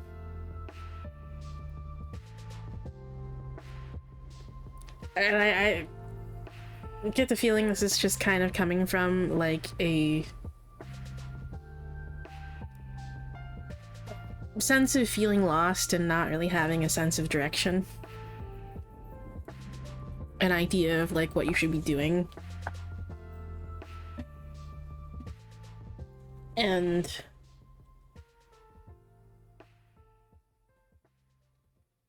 yeah, this is causing you to just kind of like be a bit like overly critical of yourself and just be a little bit like harsh on yourself. And just kind of feeling just kind of like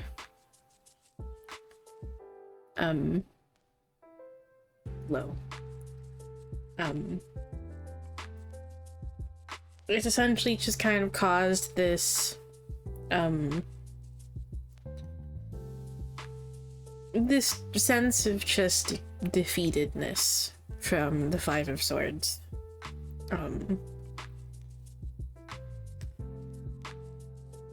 Because things probably haven't exactly gone the way that you imagined they would, the way that you thought they would, the way that perhaps you planned for things to go.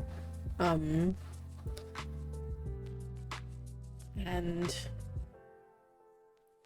they're just like obstacles that have gotten in your way, in some form or another, whether that be just kind of like a blockage mentally, a creative block even perhaps, or just outside sources just kind of causing things to be put on hold and just, yeah.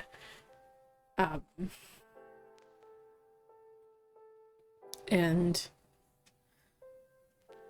all of this is just kind of causing you to feel a bit overwhelmed and just spread thin, because you're not really certain where you should be going, what you should be putting energy into, and perhaps due to this, you might be trying to overdo it a little bit. So,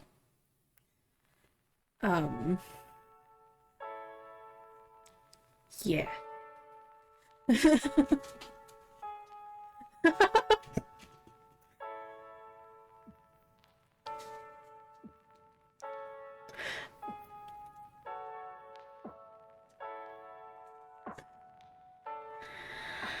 But, yeah.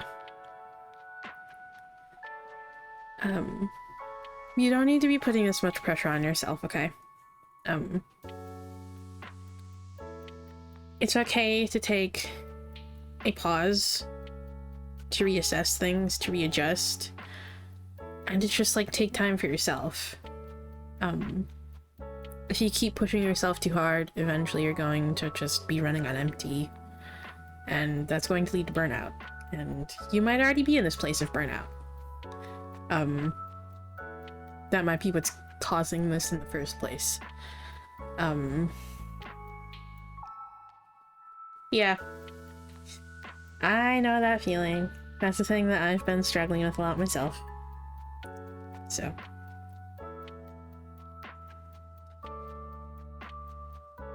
Yeah. I have not gotten nearly the amount of work that I need. Like, if I want to keep on the timeline with, like, my journal. I have not put in, like, the amount of work that I need to be putting in to keep on track with, like, release. The day of release that I want to release, like, the journal. The tarot journal that I've been, like, making. On Notion.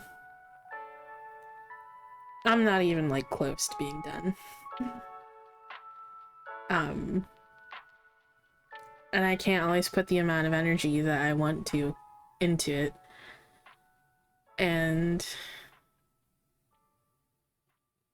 I get really hard on myself about that because I should be able to, because I literally don't have like anything else to be doing. And this also applies to me like streaming as well. I feel like I need to be doing things. Like I should be able to do these things because there isn't really a reason for me not to. There shouldn't be anything preventing me from being able to do these things. But it doesn't really work that way.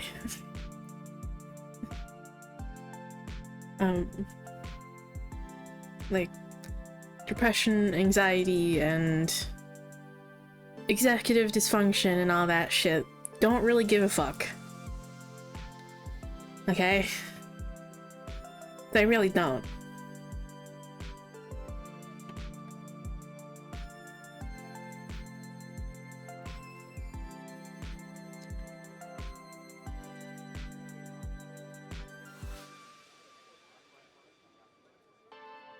You can be doing everything right, be doing everything that you need to. That's not going to keep those things at bay. That's not going to prevent those things from happening and prevent those things from just kind of rearing their ugly little heads. So. And just because you don't feel it physically doesn't mean that you won't feel those things mentally and emotionally. Mental and emotional energy are just as important as physical energy, okay? Mental and emotional health are just as important as physical health, okay?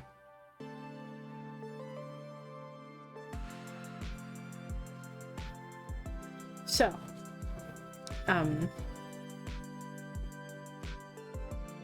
I've been feeling the weight of like anxiety, mostly depression, and just executive dysfunction like pretty heavily lately. And due to those things and me being unable to do things that I should be able to do, I've been really hard on myself. But again, I can't force it. And doing so will only just lead to burnout and feeling worse.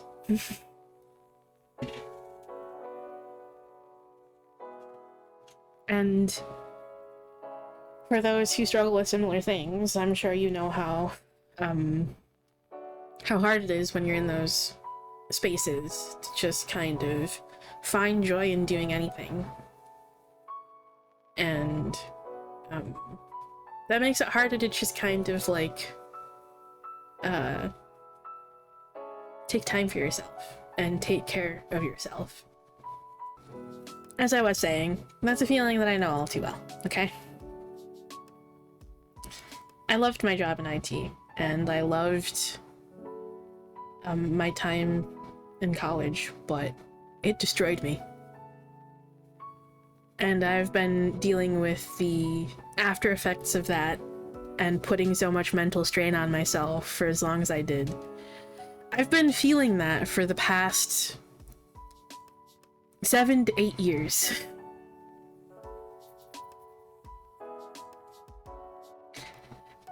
And on top of that, because of the state I'm in,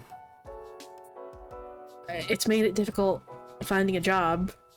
And I gave up quite a few years ago.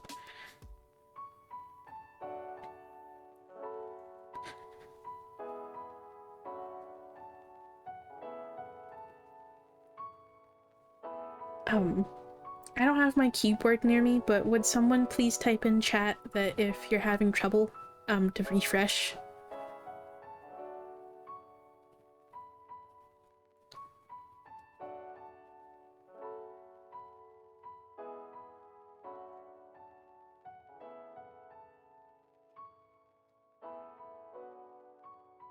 But, Or if they're using mobile, they would need to close the entire app.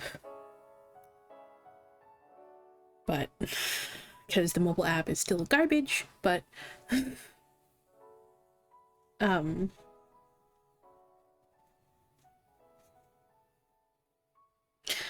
gave up on attempting to find a job, like, a few years ago. Because that was only adding more stress and making things worse. Especially because I wasn't finding anything.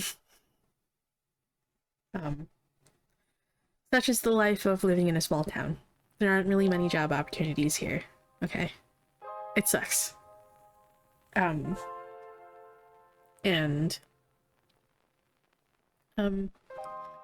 something I'm still continually just like hard on myself for, is that I don't have a job. I don't have a way to support myself. I'm still reliant on my ex and my best friend to essentially care for me and support me. And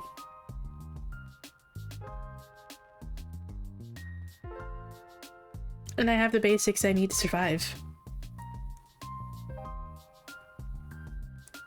But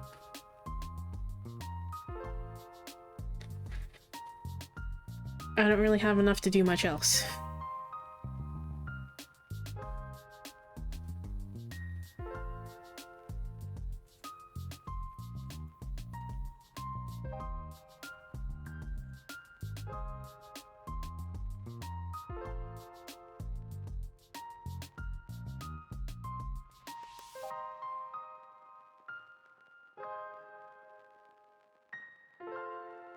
So,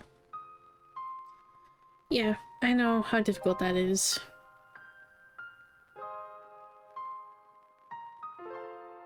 And how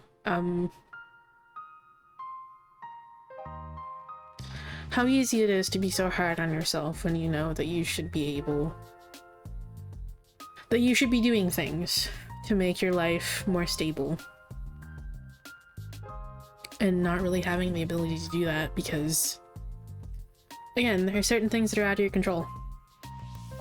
So, you can't control the job market. And society's obsession with grind culture is unhealthy. And it will fucking kill you.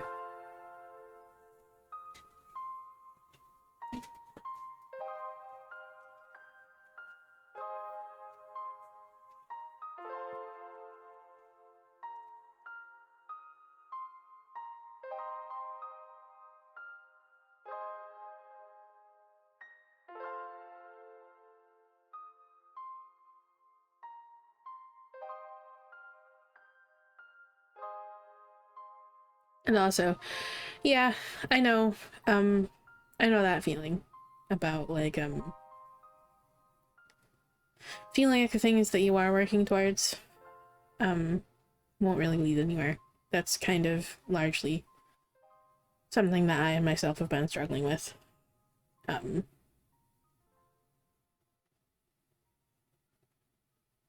So.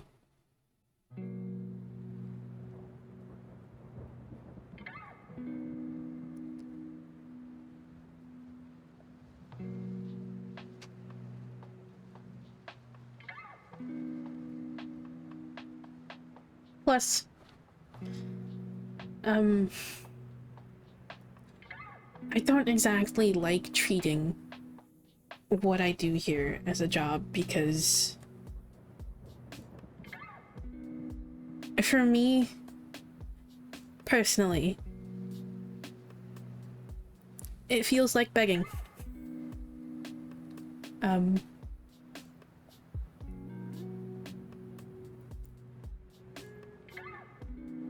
And I don't want to pressure people. I don't want people to feel pressured into, like, giving me anything.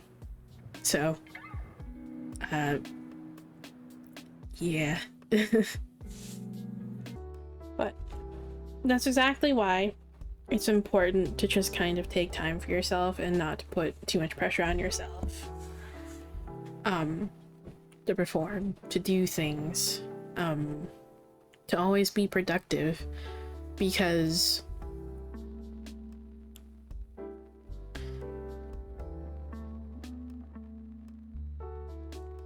that sort of grind culture is unsustainable. It's not healthy, and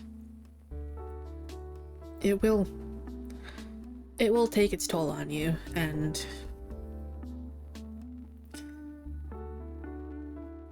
it will kill you.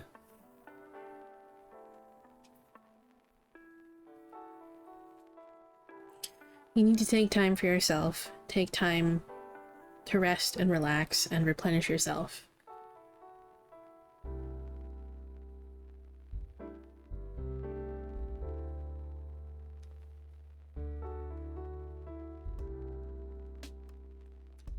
Remember that you've set up the foundation for things. So I'm going to go the Oracle backgrounds to add to this. This is the exact reason why I try not to push too much past 7. Because it always happens around the same fucking time.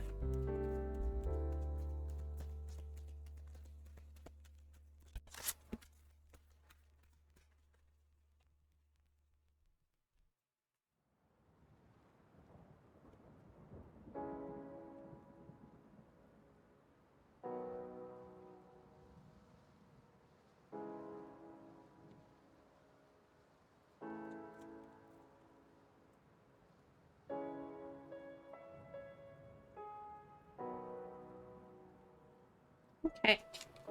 We have Nourish and Ancestors.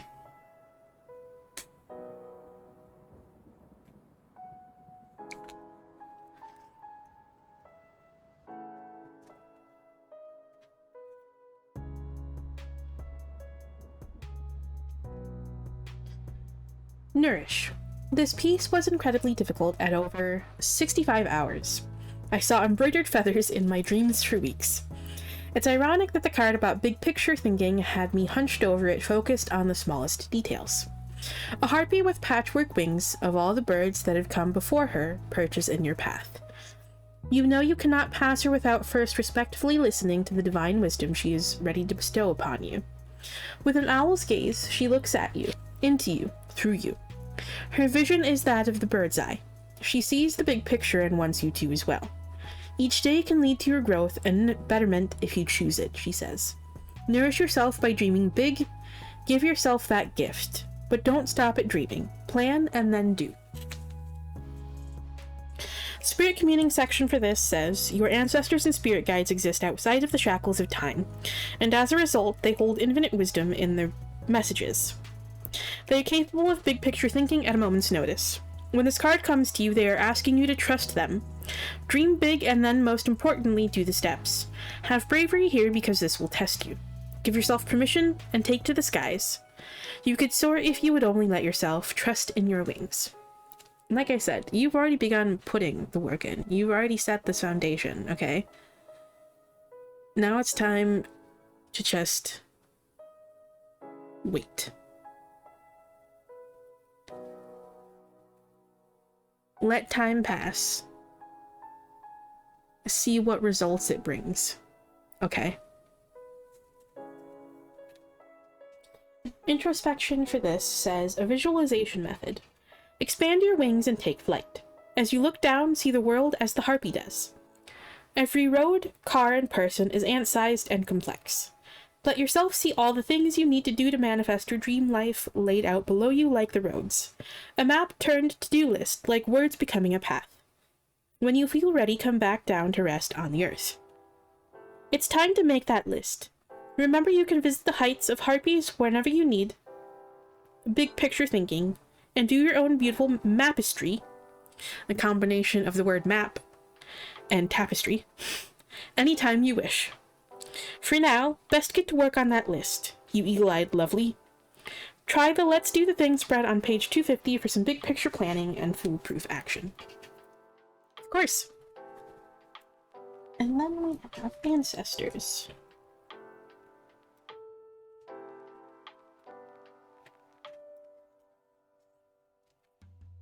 You can go ahead and redeem it now if you want to. It's all good. Ancestors. The archetype of the ancestor is someone who came before us and blazed the trail on which we now tread. We stand upon their shoulders and they guide us. We respect and honor them for their hard work. A mutually beneficial relationship. It's okay if you don't know your genetic ancestry or choose not to work with them. Ancestors can be found anywhere that people have lived before us. I don't know my own genetic ancestry as it is lost to the family due to both my maternal and paternal grandparents' orphanism. However, I like to lean into the shared ancestry of my hometown, a small rural town in South England. I feel connected to those who came before me by living slow, embroidering, and foraging wild herbs. You have so much more than just your genetic ancestors. Consider the elders and your siblings within the in-person and online communities you find yourself a part of. Respect and give back to those who have done so much for us using the ancestor honoring ritual on page 201.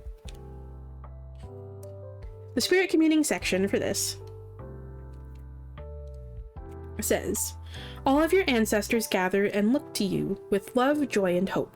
Their message is to check in with them whenever you need help and support. There are so many of them, stretching back throughout an ocean of time. This makes them incredibly strong in their numbers. Lean on them. They are asking to help you, so let them. The introspection section for this says, our time on this precious planet is so short. To the universe, we are here and gone in no more than the blink of an eye, compared to the vast expanse of time it has experienced. So yes, try our best, do our part, but never ever forget to put joy and love at the absolute top of our priority list. It's the only thing that outlives us, the memories that others hold of us in their hearts. So make some amazing ones. Okay.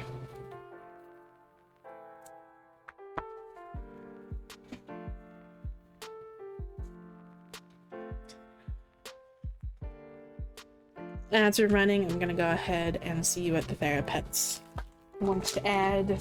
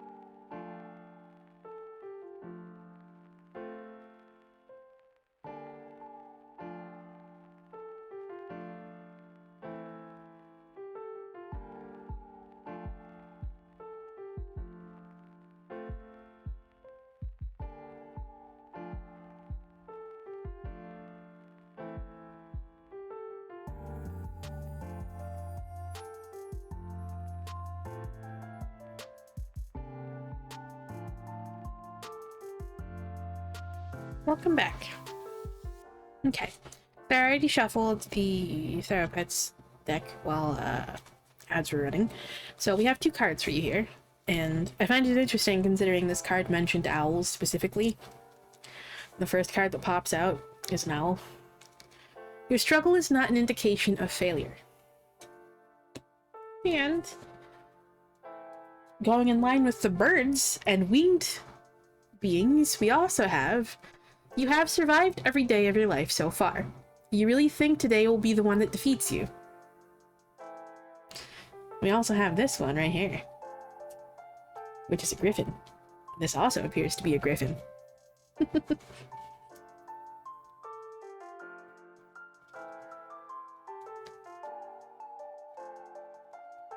So, you've survived every day of your life so far. You really think today will be the one that... And let's see what answer they have for you.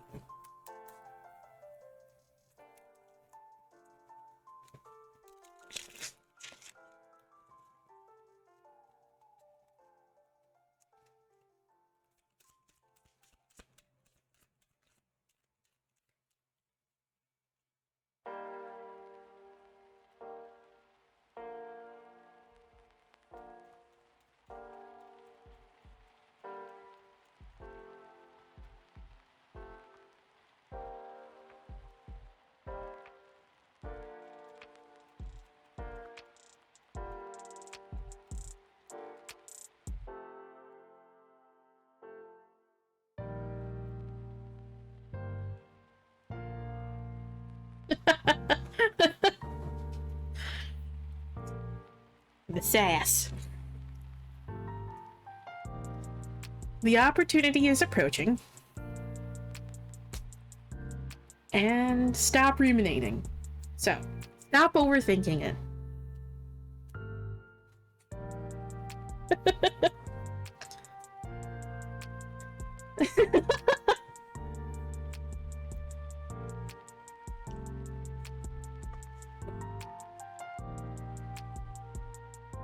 I also did see take it to the altar also flip over, so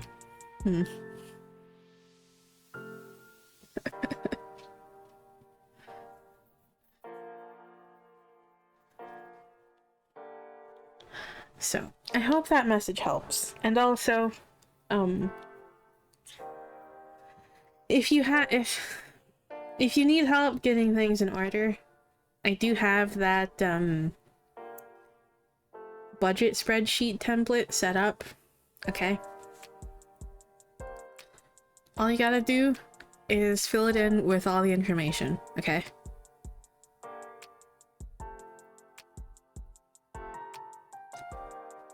So.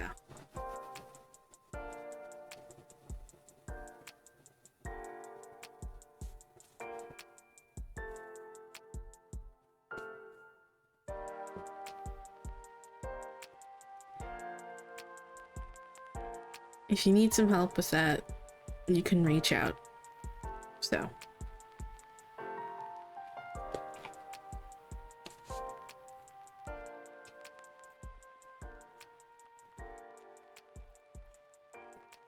So, it's meant to just kind of help you keep track of things.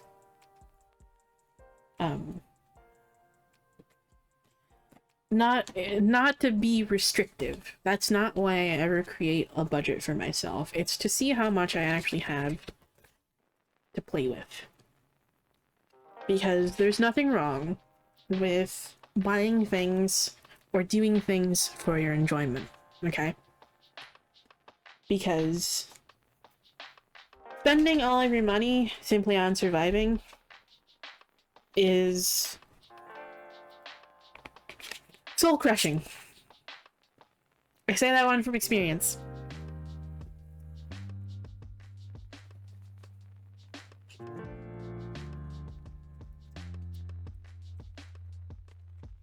Spending money on things just because you want them, because you enjoy them, is something that you should never feel guilty about, okay?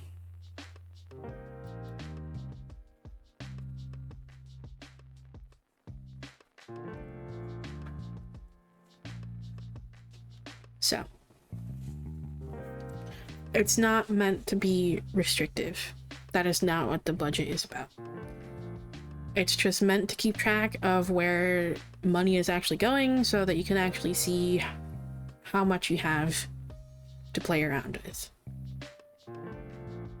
So, that's it.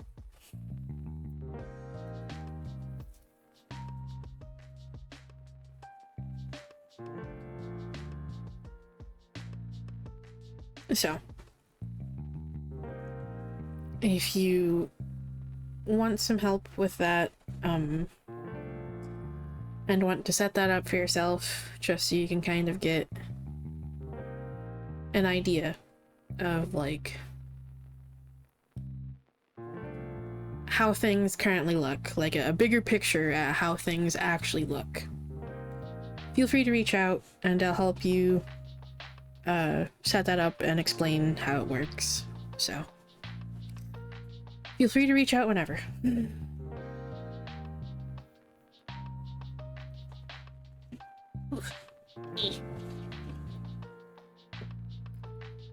Okay. And let's see.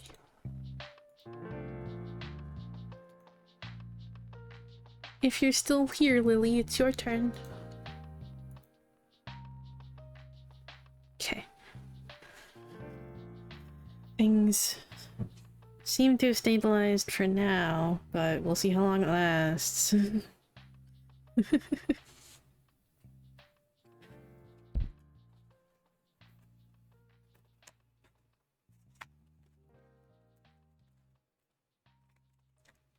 Alright. So.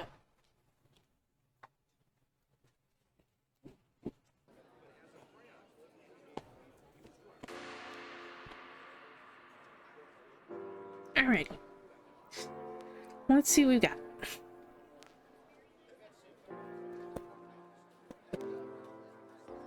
What message does Lily need to hear today?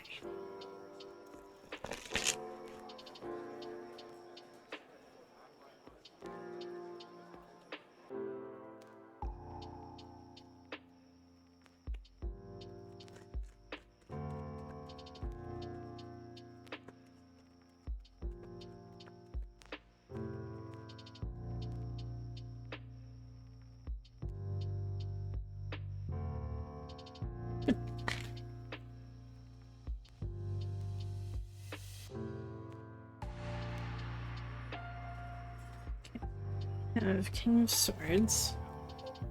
Upright. Interesting. Ten of Wands. And the Sun upright. These cards really like making an appearance. We've gotten these all at least once tonight. We will be doing a collective.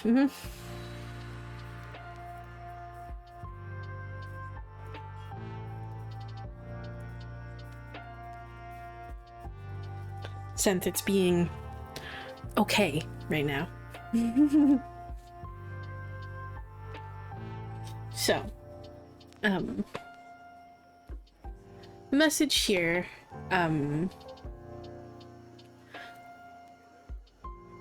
is essentially,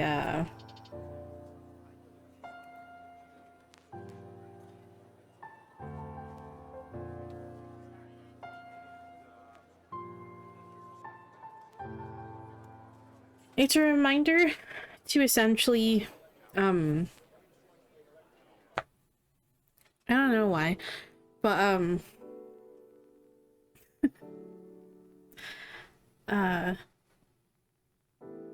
do you struggle to accept help from others, Lily? Because for some reason, that's definitely the vibe that I'm getting here.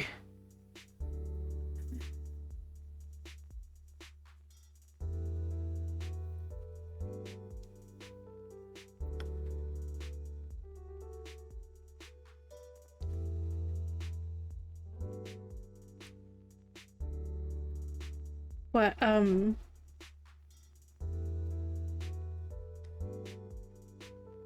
for some reason, I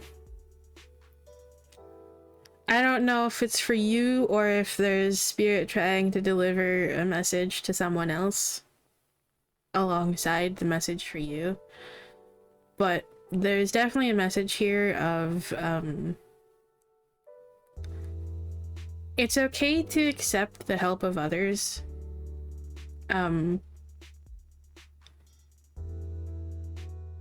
Without, losing your own personal authority. Accepting the help of others doesn't mean that your value is lessened or that your input is lessened. But for some reason, that is a message I was getting. Not sure if that one's meant for you, but yeah.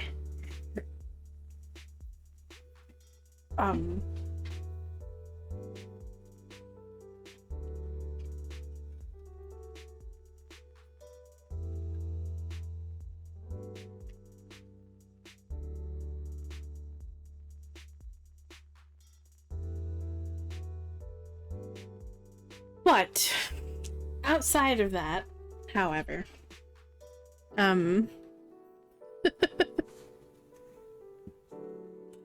is the message that remember to be true to yourself, because that's what the King of Swords is all about here, okay? That's what it's all about for me. It's about being true to yourself. That means speaking up for yourself. That means valuing yourself enough to speak up for yourself. Knowing the value of your insight, and that the insight and knowledge that you have to,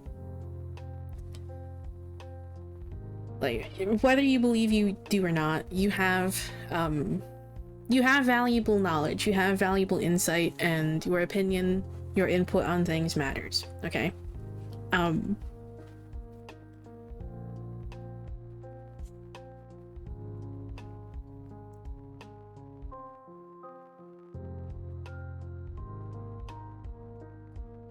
So, don't be afraid to speak up for yourself.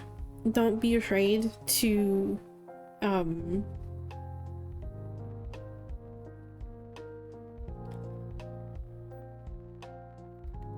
don't be afraid to share your input on things.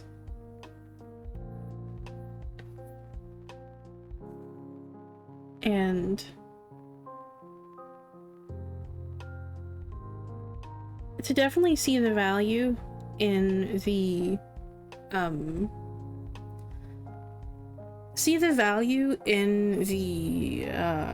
knowledge and experiences that you've gained along the way, okay?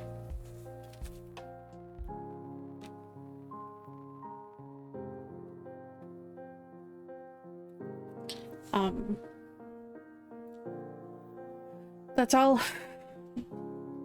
To me, that's what the King of Swords is all about, is being true to yourself, and that's what being true to yourself means to me.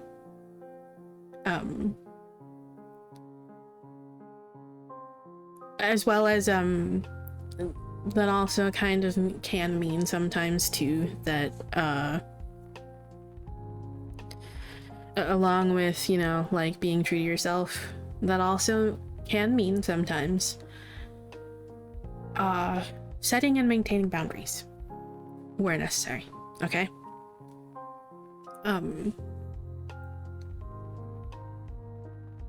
If there's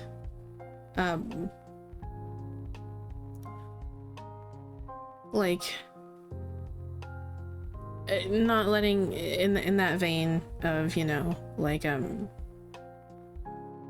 not letting like others have like too much influence over you, okay?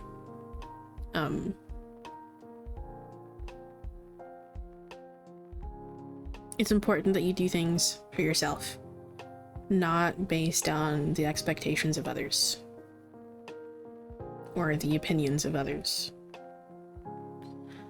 It's not your responsibility to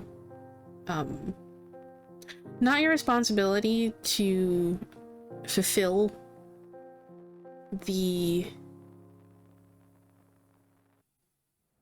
vision of you that others have of you or for you.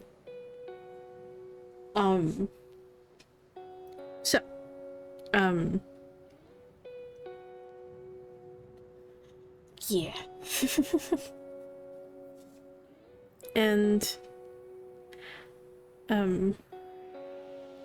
learning to be true to ourselves in this way can be something that is difficult for all of us, for like so many of us. Learning to speak up for ourselves, learning to set and maintain boundaries that we've set, learning to see the value that we have of the things that we have to offer, and that our input and insight on things is indeed valuable. For so many of us, it can be very hard, especially if, like in the past, others have tried to silence us, or, you know, various experiences in our lives sometimes have kind of just taught us that there is no value in the things that we have to offer, the insight input that we have to offer, or that you know, speaking up for ourselves and all that is bad or not wanted. But yeah. So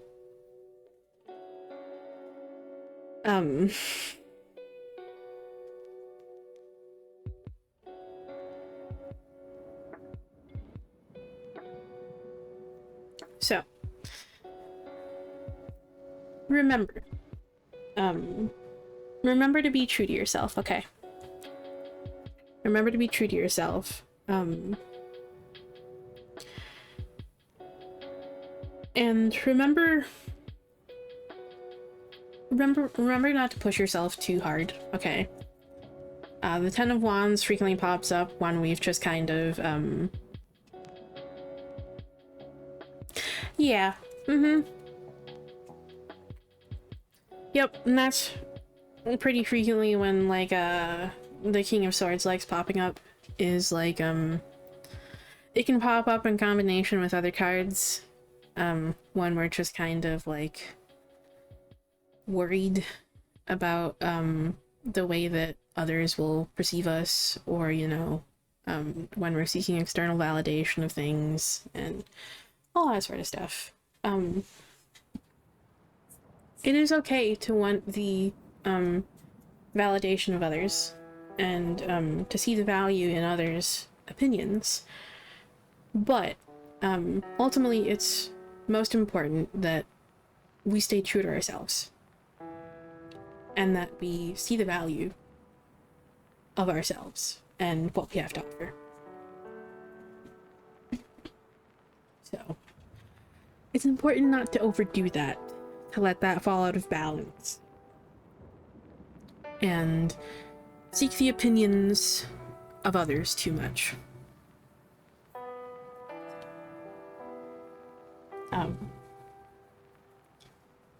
But yeah.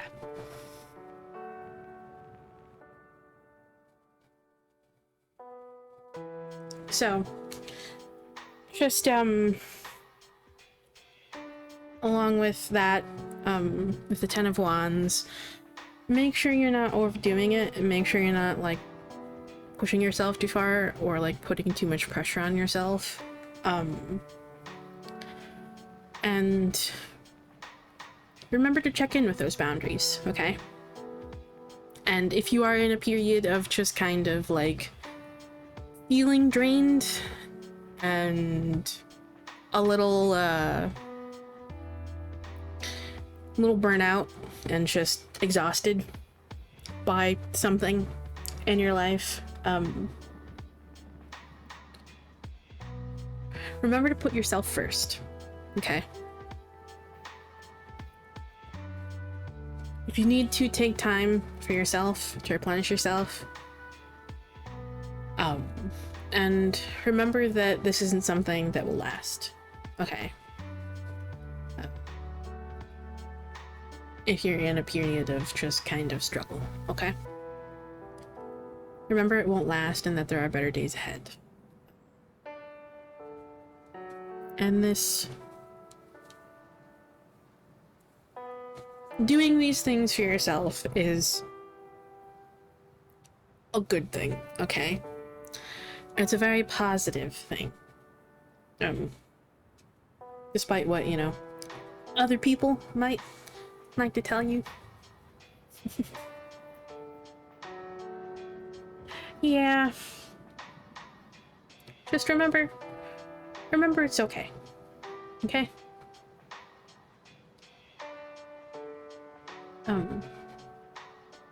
I know, what it's like to have those low energy days. I've been having them a bit too frequently myself lately. I just do my best to remember and remind myself in those moments, during those times. I don't have to be doing anything productive. I don't have to be doing anything special. It's not gonna do any progress.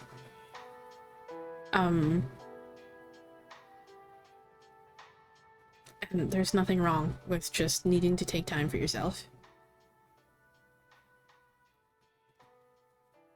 As I've said a few times earlier today,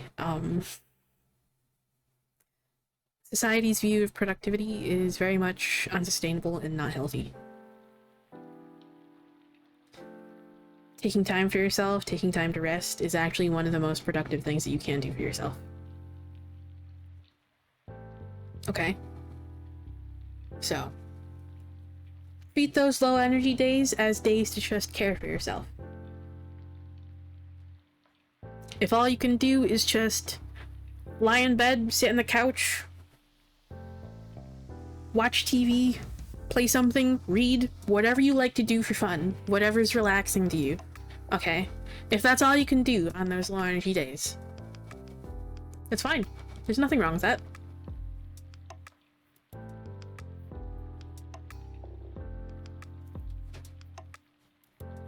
And remember, it won't always be this way, okay? It's temporary. It's temporary.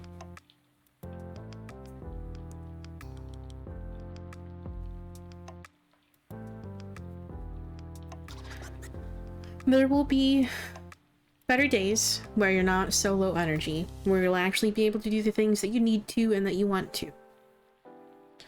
Okay?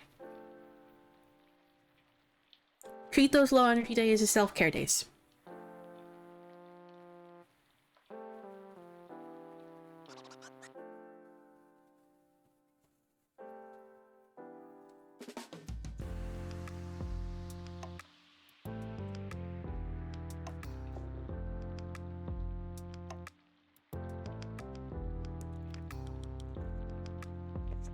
Let's see what the Oracle wants to add here.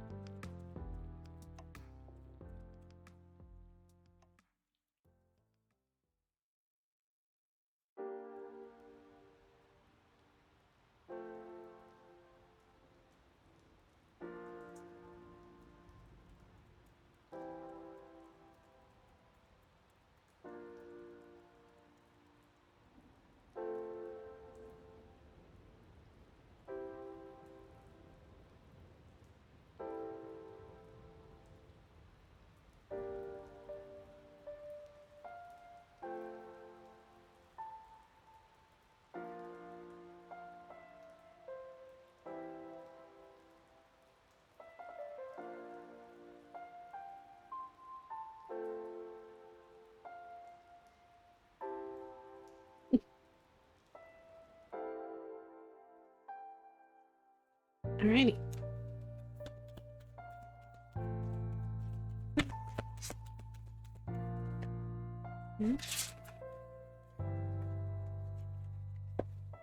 Okay. We have here two cards. We have Comforted and Sacred Rage. Alrighty. I also see that we have ads starting here in a few minutes. I think we'll be able to get through these before the ads start.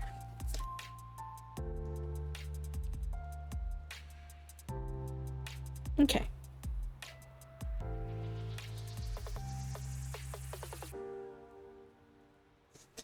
Comforted. I asked Spirit to show me what the transition to the other side is like. That night I had a dream that I died, and it hurt me to see my family sad and not be able to hug them. I made the lights flicker, moved things to show I was close, but they put this down to coincidence. I was so frustrated. My one solace was that my dog Bo could see me. I couldn't touch or feel his fur, but his presence was comforting. Time moved differently for me. I saw days drip by like seconds. In time I adapted to my new state and my family healed. I never felt forgotten because I was spoken about and remembered often. When I woke up from my dream, I felt my dog nuzzle into me and heard my husband softly snoring next to me. I sighed with relief. The world was so bright, so alive, so vivid again, and I was so grateful. The spread observing my fear of death on page 254 can be really helpful if you have a lot of fear around this topic and can help you with clarity on your personal beliefs about what comes after death. The spirit communing section for this says, the spirit to whom you are inquiring about is safe, comforted, loved, and happy. They want for nothing, spending their time watching over and guiding you, and they are made so proud by you every day. The grieving process is difficult for both the departed and those they leave behind. But they are through the transition. They feel no pain and they wish for your happiness. And will help you if you only ask. They say not to cry, but to honor them by living your life fully and truly. You may feel like you have lost them, but they are there and they want you to find yourself. The introspection section for this says, when we lose someone, we have a hole in our lives that will never be replaced. If this card comes through, it's time to consider what you believe happens when we die. Many of us carry great anxiety about death and fear it. We hide from it, denying ourselves experiences and staying small. Explore this fear and this belief. Journal your thoughts and see if giving yourself a little clarity helps ease the fear a little bit. Okay, so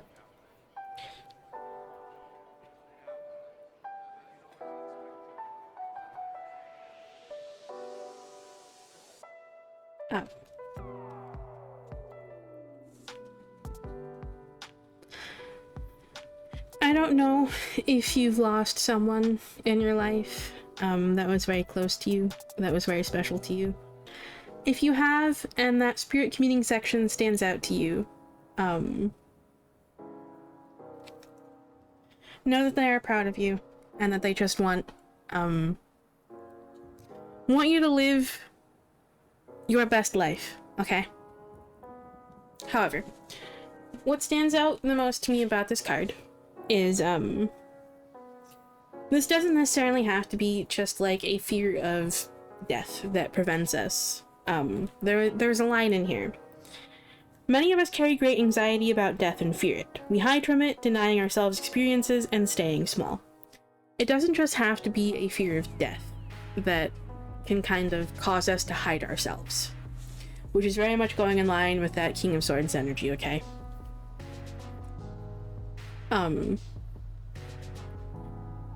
There can also just be... Let me snooze these ads, hold on. There can also be, we can experience this fear for many reasons, okay? This is why it's so important to be true to yourself, okay? Being true to yourself means not hiding yourself. Being yourself authentically. And doing so fearlessly, okay?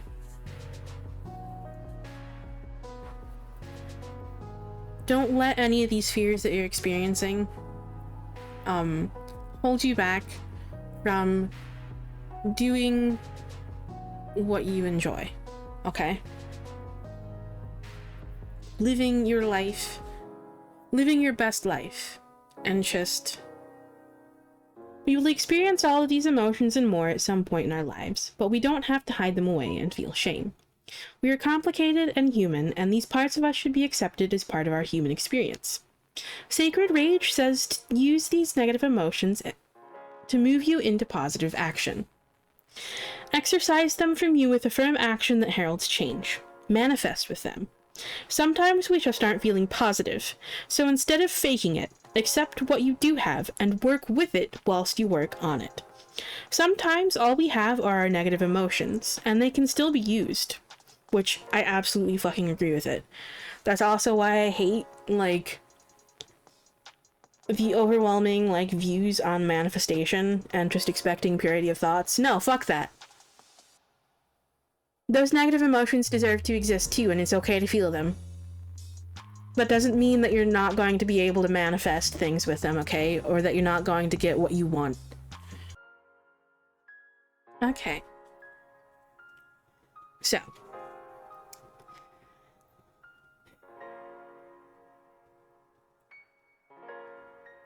Sometimes we all have our all we have are our negative emotions, and they can still be used. Ever got angry enough to speak up, sign a petition, or protest?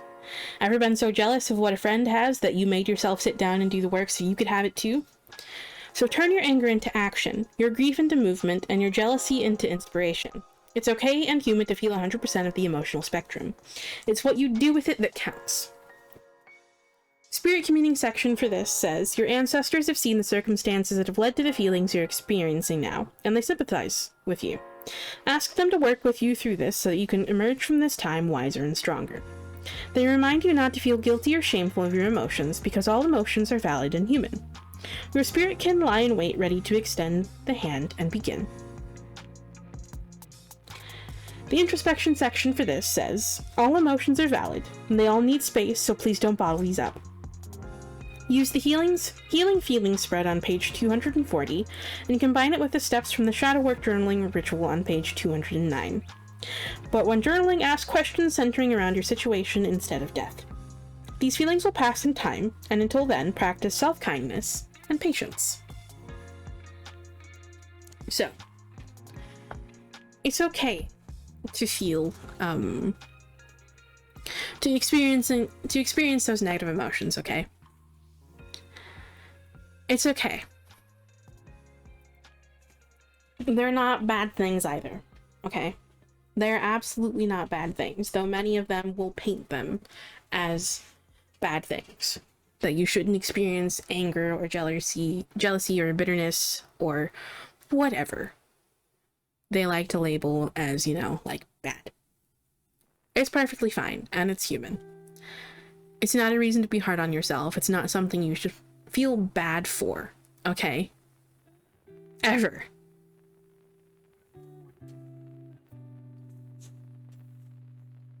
It's expecting a purity of thoughts that just doesn't fucking exist. It's moral perfectionism. And that's exactly why I don't fucking agree with it, and why I despise it.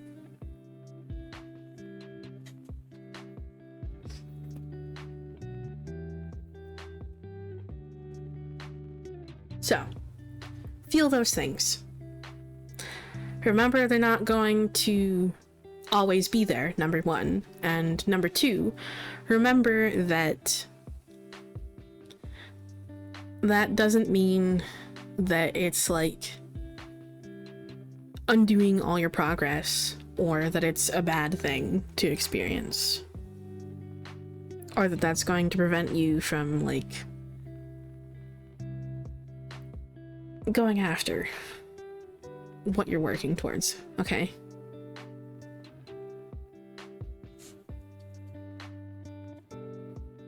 Alrighty. Let's see what the Thera-Pets deck wants to add.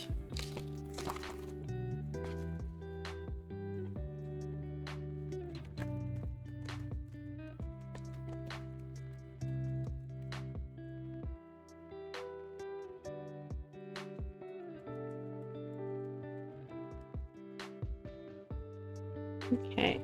We have two here, it looks like. Aw.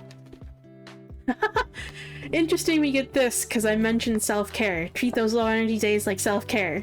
Self-care days. Self-care the crap out of life and you'll get through okay. On those low energy days, don't be afraid to just treat those like self-care days. Okay?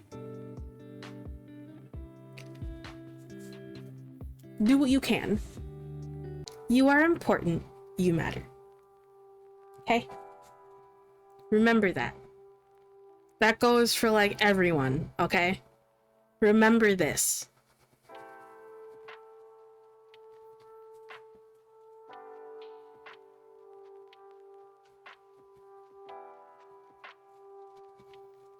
Okay. So I hope that message helps. I'm sorry about all the disconnects during your reading. At least we got through the first half of it, okay? But unfortunately, since internet is just constantly dying, I'm not gonna do the closing message. Okay.